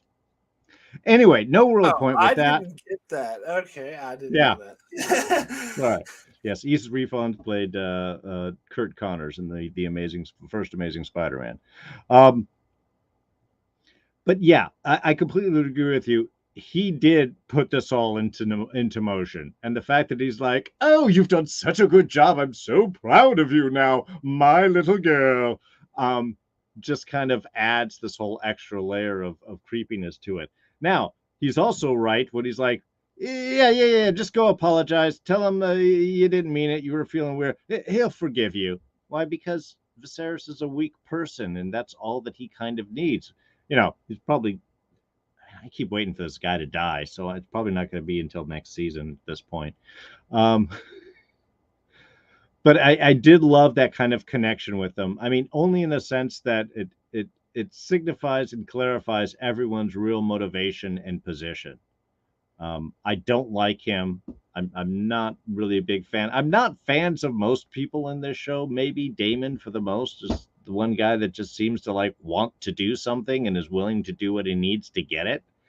Because ultimately he does get what he had wanted for a long time by the end of this episode. So, but yeah, again, good scene in that it establishes everything. But just kind of creepy because I don't like Otto Hightower at all. I like what Brandon says. High tower, but low morals. Anyway, John, your thoughts. I mean, listen, it's funny that before Larys came along, everybody was comparing Otto Hightower to Littlefinger, right? But this is way more Tywin Lannister than anything, because I imagine that had Tywin been in the similar situation, that he probably would have been telling Cersei the same thing. And so when you look at this whole thing, yeah, he did throw it all into her head. He definitely did. This war was precipitated by his ambition to have his blood on the throne for power, because again, he's a second son, so You know, this whole world isn't like our modern world where your parent dies and all the assets get split up between all the kids uh, equally, or at least for the most part, unless there's something in the will that stipulates otherwise. So without without his position at the hand as the hand of the king, he basically has nothing, right? So he's like, look, I got to make my way in the world. And unfortunately, the only way I can do that is off the back of my daughter and her kids. And the only way for me to keep this thing going is to make sure that one of my grandsons, ends up on the Iron Throne. Period, point blank. Anything else is failure. So while I don't agree with while I don't agree with the methods, I do agree with the logic. Um, just in terms of like, hey, look, if I have nothing and I see the opportunity to be able to, I mean, again, legacy, right? This episode was about legacy. I see the opportunity to not only get my blood on the throne, but also the name as well. Because, again, in the history books, when they go down the lineages, Aegon sits on the throne, but it's going to go up a level to Alicent Hightower, and that's going to go up a level, up the branch to me. I get to say for all time, hey, look, a Hightower was king of Westeros. I mean, as much as people don't want to give this guy credit, hold on, can't see that. Damn it, green screen! Why are you doing this to me? Yeah, well, listen. Hopefully, you guys can see who that was. But look, as much as people don't want to give that man credit, brilliant move, brilliant move. So, yeah, Otto Hightower is absolutely despicable because he started a war that he didn't have to. Um, but I mean, like, hey, at the end of the day, when the history is all said and done, a Hightower became king of Westeros. Excuse me. Wow, I have no idea where the hell it just came from. Yeah, I have to say though, I think Tywin would have done it with much more style, much more Charles Dance ish. All right, so I wanted to briefly touch on the scene where Laenor goes to apologize to Rhaenyra, and God, I'm trying to remember exactly what it was he said. He said something like, "I should have been there." I think that's what he said. I should have been there. And her response is, "That should be our house words." I was like, "Damn, that's a good one." Yeah, exactly. And I thought but this was a good scene. I thought it was a good lead up into how this episode ends, which we'll get to shortly. But it shows how much they actually do care about each other, even though they're not lovers and they're putting on the farce for the sake of their parents and the realm or everyone else. They actually grown to appreciate one another. And how we got in the previous episode, how he just wanted to run off and go fighting with his lover. And now he's like, you know what? I need to be a father to my children. I don't care if they're my children by blood. They're actually, they're my children. And I need to be a father to them. I need to be here for you. And at this stage, and she doesn't say it in this scene, but she's kind of like, I kind of want Daemon, like, but she like appreciates the sentiment, and so I thought it was a lovely scene. Don, if you wanted to touch on this one. Yeah, listen, when Rhaenyra said that should be your house words, oh good lord. Ooh, the jab. I'm not talking about the COVID vaccine either. Um, yeah, it was.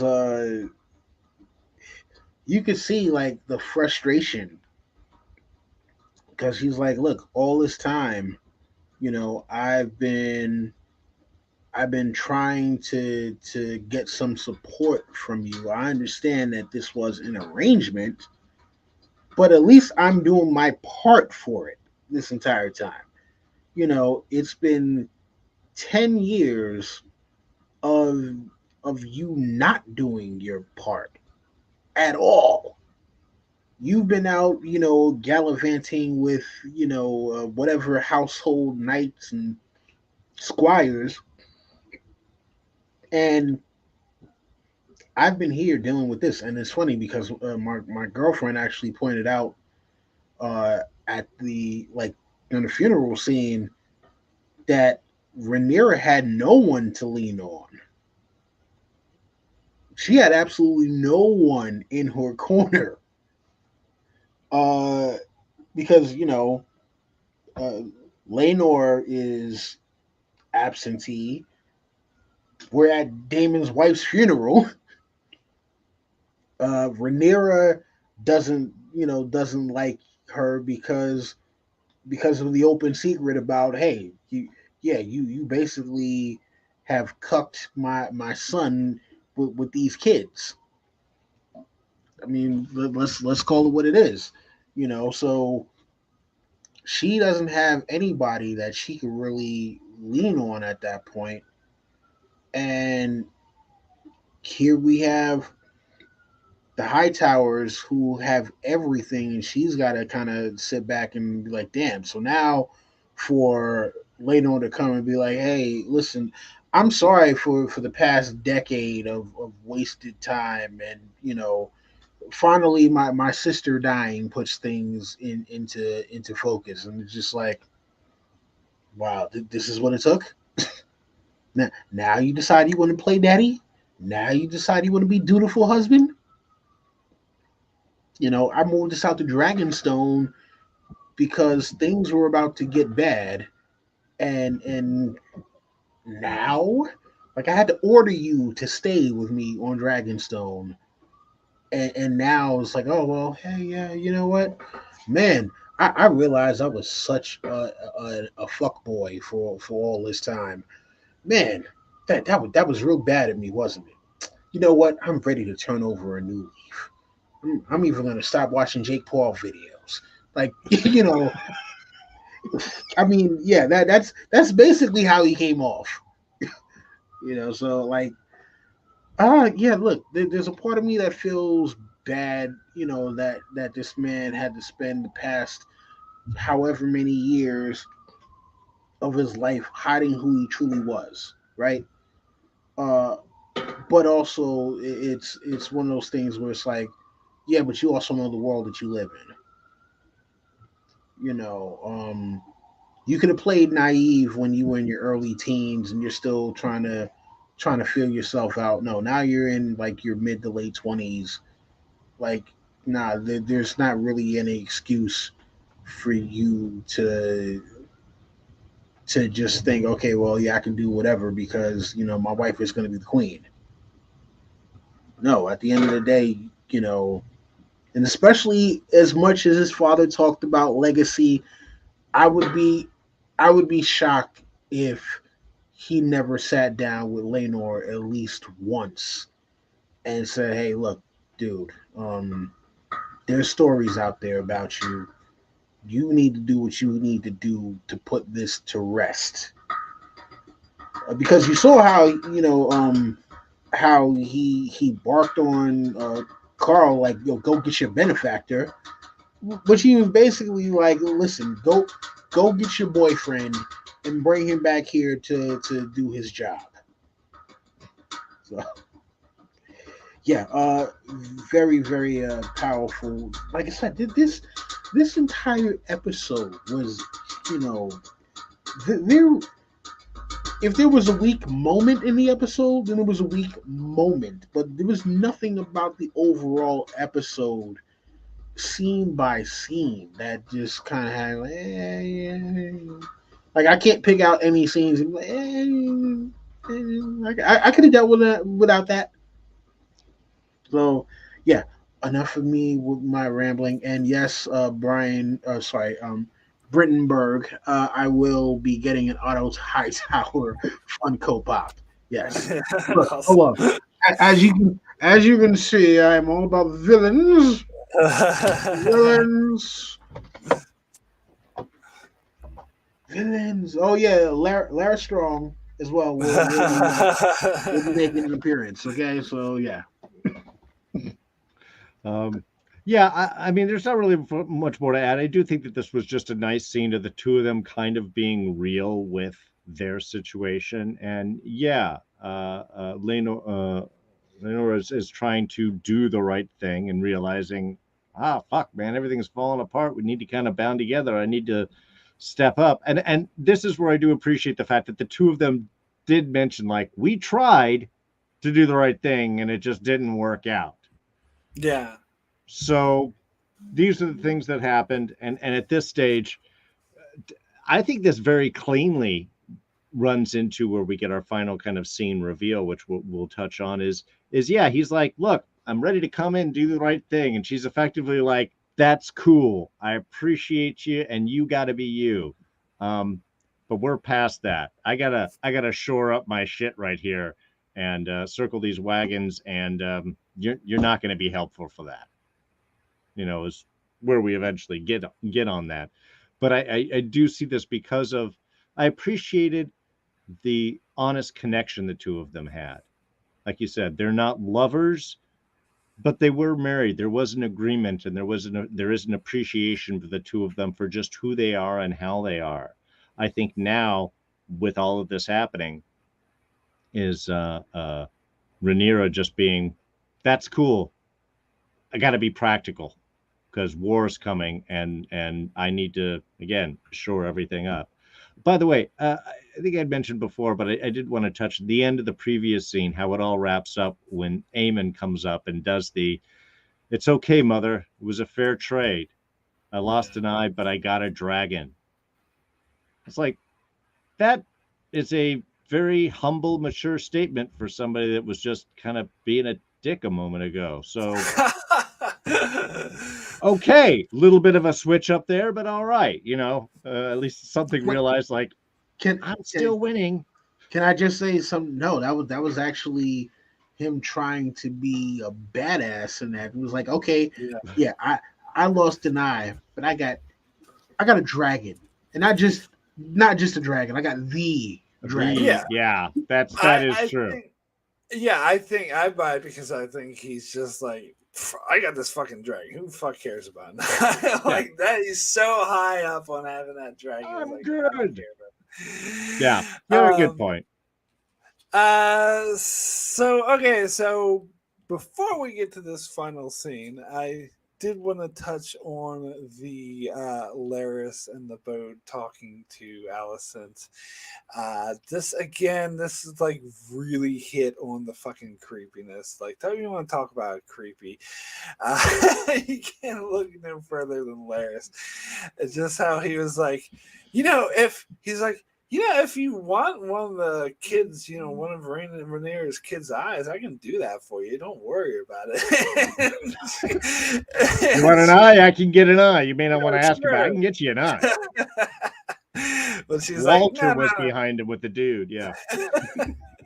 But she's like, no, that's all good. I've calmed down. I don't need that. But then she knows, like, this will be a good ally to have further down the line. She's like, maybe I don't need your services right now, but there may come one day.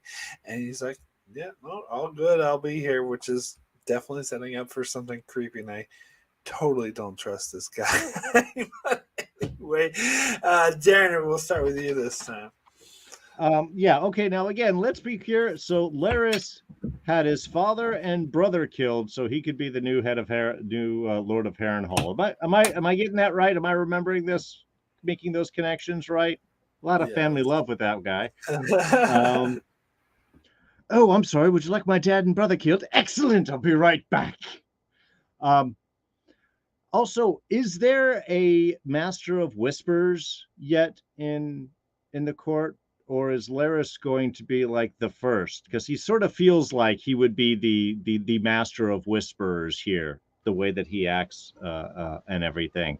I don't know if he is the original Master of Whisperers, but I wouldn't be surprised if if that position isn't a thing yet. I wouldn't be surprised if he created it somehow, um, or if it was created in his honor.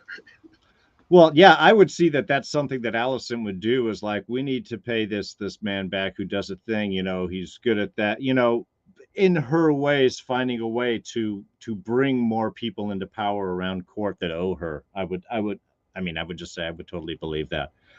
He is super creepy though, which you got to appreciate the fact that, he's offering, oh, I can go get that kid's eye. Is just, again, awesome. And that we are getting a bit, again, as people are starting to have their agencies or urge where they're going, what they're planning, they are getting more interesting. Larys was just weird initially because he like popped out of nowhere and was like, "Hi, would you like some dirt?" Now with that kind of expectation, things are really kind of coming to line of exactly the same power. My only wish is that he played the clubfoot a little bit more for sympathy, so he could have that little sense of duality around him more. But that's just because I like spies and shit like that. But otherwise, yeah, I like the placement of this. Everybody's starting to get their pieces on the board where they want them. All right, Don, your thoughts? Um, Again, how do you possibly outkeep this man? Okay, how? I don't understand how you. I mean that look that he kept on giving Alicent throughout the whole. That was like, ooh, made my skin crawl, man. It was, oh, dude. Um, yeah. So him talking like, hey, yo, listen, I can go take a kid's eye out. I mean, it's no problem. You know, I killed my dad and my brother, right? So I mean, like, taking some kid's eye out is nothing. Oh, and especially he's my nephew. I'll take my nephew's eye out. It's fine. Like, think about it. That he's not just saying, "Oh, I'm just taking out Rhaenyra's kid." Like, no, he knows that's his blood, and he's like, "Yeah, I'll go take the eye out." My question is, like, why? That's the biggest, like, what is the motivation behind all of this? Because it's one thing to say, like, okay, you know what, we're doing a little too much right now. We need the realist back in because a woman sitting in the Iron Throne. No, I just don't agree with. Like, he doesn't give any explanation as to why he's doing what he's doing at all. I think it could possibly be, hey, I don't think a woman should be sitting on the Iron Throne, right? And since I fundamentally don't believe that a woman should be sitting on the Iron Throne, I'm going to do everything in my power to see to it that the next person sitting in the Iron Throne is a male. And here you have. Now, if he stated that as his motivation, okay. Um, Not good motivation, obviously, but at least it gives you a motive. Right now, we have absolutely no motive for why this man is doing all this crazy shit that he's been doing. None. So I Um, hope that they flesh that out. so in the chat, Brandon's saying he's a sociopath. He doesn't care. Which, it could be. But here's what my take on it is that he sees a path to power, and he sees someone he's someone who you can like manipulate to get that power in Alicent. Like, I don't think he would see Rhaenyra as someone who would probably be harder to manipulate and sort of harder to control. but someone as Alicent has someone he could kind of manipulate in order to gain, which has worked for him so well so far because he's now the Lord of Harrenhal. So I think that he sees Alicent as a way to go up, which we know, he will. So that's what my sense of it is. Yeah, I've got to agree with Don. We don't know his motivation. I think you're right because he did mention something about, oh, you'll find a way to pay me back. I think the last time when he killed Dad and Bro. I mean, you're right. He could also potentially be the, hey, maybe I'm a purity person and the queen is obviously not doing the right thing and she was cheating on him with my brother who's obviously not doing the right thing. So they deserve to die and you deserve to go in. He could have many of these motivations. It's probably the power, just because that seems to be the theme of everyone trying to get their position and get their legacy, as opposed to having some deeper false or not false motivation on that. But yeah, anyway, just a thought. All right, cool. So let's go ahead and get into this final scene, which again I loved. I love the way that the scene was edited. The way it goes back and forth. It starts with Rhaenyra talking to Daemon about, well, if we were married, this would be a very strong. You could help me defeat my enemies. People couldn't really stand against us. And he's like, well, yeah, but I can't really marry you because Laenor is still alive and he would have to die in order for this to happen. She's like, yeah, I think so. And so we get this intercut with, we see, Daemon going off to Sir Carl and saying like, "Oh, well, I got you can do well for yourself over in Essos with all this gold. They don't care if you don't have a name, as long as you have gold." And then we see Sir Carl go to fucking Laenor and it's like, you pay. I never liked you anyway. You didn't respect me. And then sword fighting with the witness, and the witness goes away. And then the parents return and find the burnt body in the fire. Now, I earlier in this discussion, I saw a couple people in the chat saying they had to watch the ending a couple times. So did I. I was like, wait, wait a second. So I had to go back and watch it again. And yes, the guy who gets in the boat with Sir Carl at the end is Laenor. He is in fact alive, faked his death, which I'm sure Don will talk about as a change in the book. Didn't happen in the book, but I like it. I like this change. I think because before that reveal, when I thought Rhaenyra had killed Laenor, I hated her. I'm like, oh my god, how they just showed how much she respected him and how they've been together so long, and she would just do him dirty like this just so she could marry her uncle. But she actually did him a huge favor. She actually allowed him to be who he is and go off. And they did, of course, kill some random dude in order to do this, but that was Daemon. He likes killing random dudes. But anyway, so not totally like a great person, but that actually made me respect her a bit more, that she not only saw his path to power, but she saw a way to free Laenor and show that she cared about him and give him the life that he wanted. Now, as far as the books go, again, I mean, maybe Don will correct me on this, but again, my interpretation of this is what the books was written by Maester, what's his face, and Mushroom. And of course, if this had happened, if Laenor had faked his death, they wouldn't know that, so that would not go into the history books. But again, this is it's like the interpretation of the show, really. But I don't see it going against the books necessarily, but it definitely didn't happen in it. But anyway, Don, let's start with you on this one. So, yeah, this was a very interesting scene because,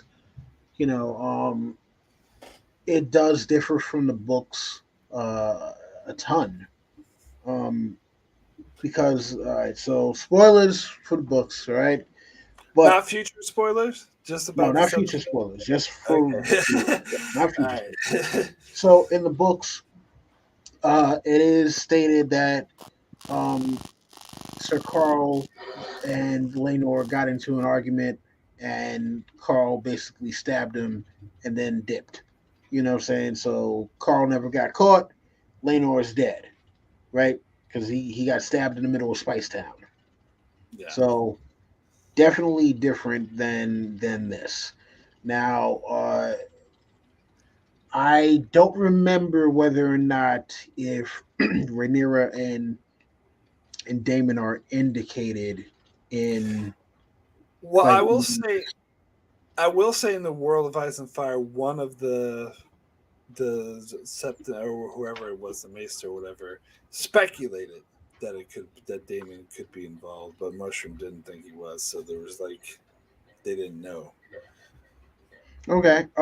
Yeah. So so when it first started unfolding, I was like, damn. Okay, we know Damon is dark, right? But I mean, like Rhaenyra, like Damon must have really put it down on that beach, because like they're plotting to kill this man when he wanted to leave. I'm like, how about you just let him leave, and then you get the reveal at the end, like, holy shit, okay, this was different. So um it kind of now gives the two of them kind of a saving grace, because it's like, oh, okay, well, we thought that you just wanted to be together so badly that it was like, oh, fuck it, if I gotta kill my husband to make that happen, then fine. um so this does add a twist to it, and um I have heard people say that they think that they possibly did this because of complaints about them killing off gay characters, um which, I mean, I get it, but at the same point too, I mean, like, look, this is an adaptation from the book, so I mean, like, if you want to blame anybody, unfortunately, you'd have to blame George. Um, I mean, listen, Renly died in the last series. We don't know whether or not Loras is going to die. I mean, where he got left off is that has been burned by tar, and he's barely clinging to life. But a lot of people don't believe that that's the case. But in the show, he was blown to bits in the Sept, in the Great Sept of Baelor. Um, we already had Joffrey Lonmouth, getting killed. So this could be kind of one of those things where they looked at what was on page and it was like, all right, look, this is a new series. We'd already killed this dude's boyfriend. He doesn't have any kids that are actually his. He's stuck in a marriage that he doesn't want to be in. Can we give somebody a happy ending? Like, if anyone actually deserves to have some sort of happy ending, it might be Laenor. Because at least he won't have to spend the next however many years that he would think that he would be the king consort, scurrying around and having all these whispers about, oh yeah, the future king is not yours, and we know that you're screwing your squires or household knights behind the queen's back. So yeah, it's one of those things where if that was the case, that's the reason why they did it. I mean, I get it, but I think that also too, it's like somebody needs to get a happy ending. Just one person, just one, and that's gonna unfortunately be the only balance that we get to the scales in the show. The only way to have a happy ending is to leave town and not be involved at all. That's the moral of the story. Actually, I do have a... Oh, sorry. I just real quick wanted to point out in the chat, Brandon was saying that Rhaenyra that got killed in place of Laenor must have gotten an excellent sarcophagus thrown into the sea funeral. So he had a great funeral.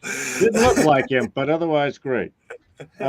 Yeah, one question for the Ashatara is Spice Town like Flavor Town? Is that where No, I think it's more like Funky Town. it's more like Funky Town? That would make a little bit more space. That's fine as long as Wait, you're not going to see yeah. so where Don? I did hear about the Spice Town thing, which Alyssa also corrected me on. So it's very clear in the books that he did not fake his death, which is all good. I do like the change, but my question, Don, is something I wasn't clear on was where is Spice Town? Was it near Driftmark, or was it or were they off like somewhere really far away? So no, Spice Town is on the island of Oh, it is. Driftmark Oh, is okay. kind of like, all right. So where high tide is kind of like a what do you call it? Not an archipelago. Almost like a peninsula of Driftmark. Where high tide sits is almost, yeah. Where high tide sits is almost kind of like a peninsula of Driftmark. So Spice Town is kind of like one of the big city ports there. So it's on Driftmark, and yeah, that, like I said, it's like one of the major city ports there. Ruled by Oh, family Fieri. so it was nearby. So that's probably what we saw in this episode then, where Damon goes up to Sir Yes, Carl. when he actually goes to him, that's most likely Spice Town. Yeah, because I was actually thinking that that he was going to get killed in the Spice Town because I knew that happened in the book. But then I thought, oh, they changed it up for it to be in the house. That's weird. But then at the end of the episode, they make it clear why. Yeah. Yeah. One thing, I mean, Lily here in the chat mentioned it as well, is that it made the audience sympathetic towards Rhaenyra that she engineered a fake death as opposed to killing him off. And that's exactly where I was thinking is, in a way, this does show, one, that she does have an appreciation for Laenor and doesn't view him as simply a pawn, and is also unwilling to kill unnecessarily. Well, except for that one random dude. He doesn't count. He's a rando. Okay, I'm only talking about important people. Jeez.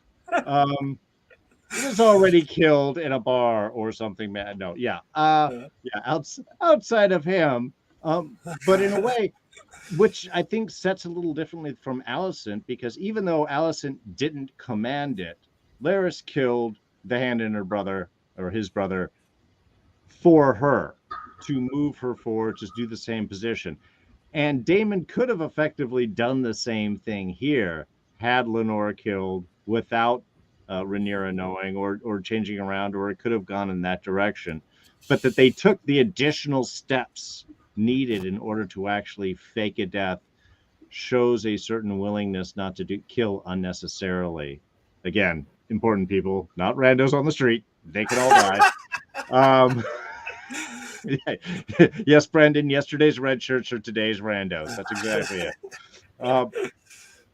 So I think that does. I think it gives a more audience sympathetic, is like, oh, Laenor gets to go off. Yeah, somebody, like you said, Don, gets a happy ending because he's going to leave and not be involved with any of this and may actually have somewhat of a decent life. But I do like how it does that separation is we don't really see Rhaenyra here sacrificing, important people. I have to keep saying it now, in order to move forward, whereas Alicent may be, or at least her side is more likely to. So I think that gives a little bit of a different perspective from the audience of how to view these two individuals, even though next episode may completely throw that all up in the air.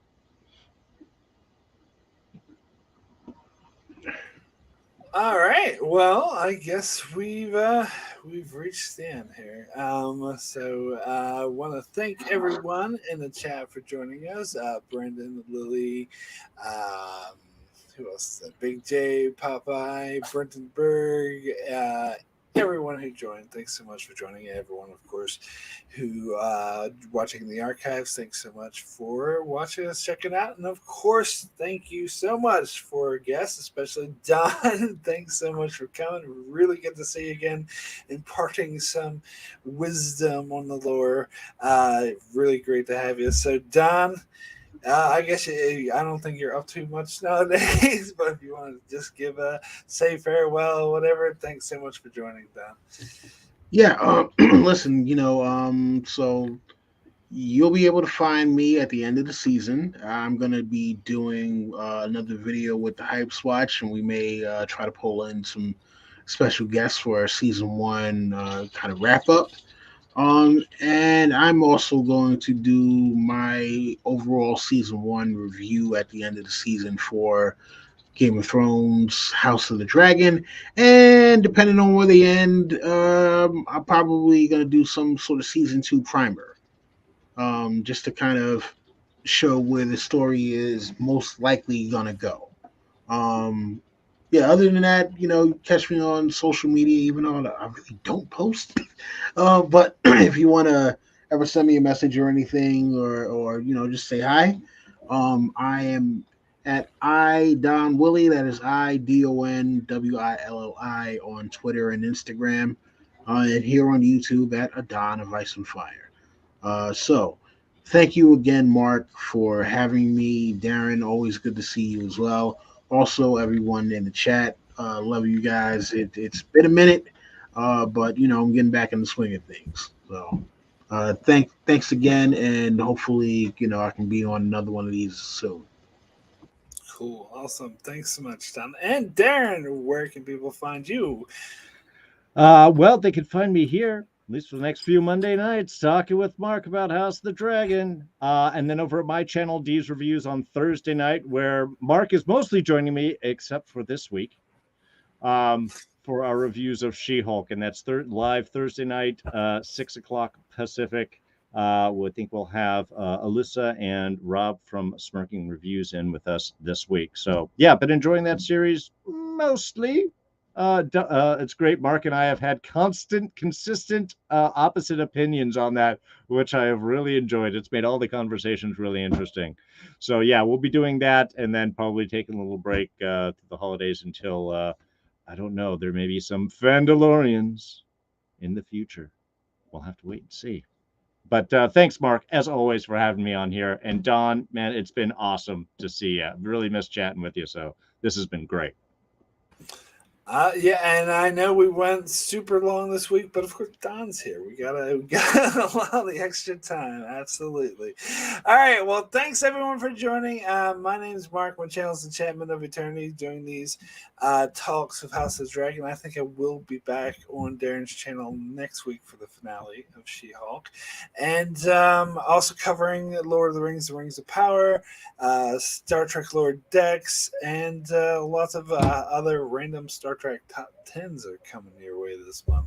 So be sure to check me out for that. And thanks so much for joining us. And we will see you next time, I guess. And we finally got a Westerosi wedding without someone getting killed. A wedding? Yeah. When we had Daemon and Rhaenyra. They got married. No one died. Because no one was there. It was a shotgun wedding. That's how you do it. That is Small. the secret of Westeros. All right. Take care.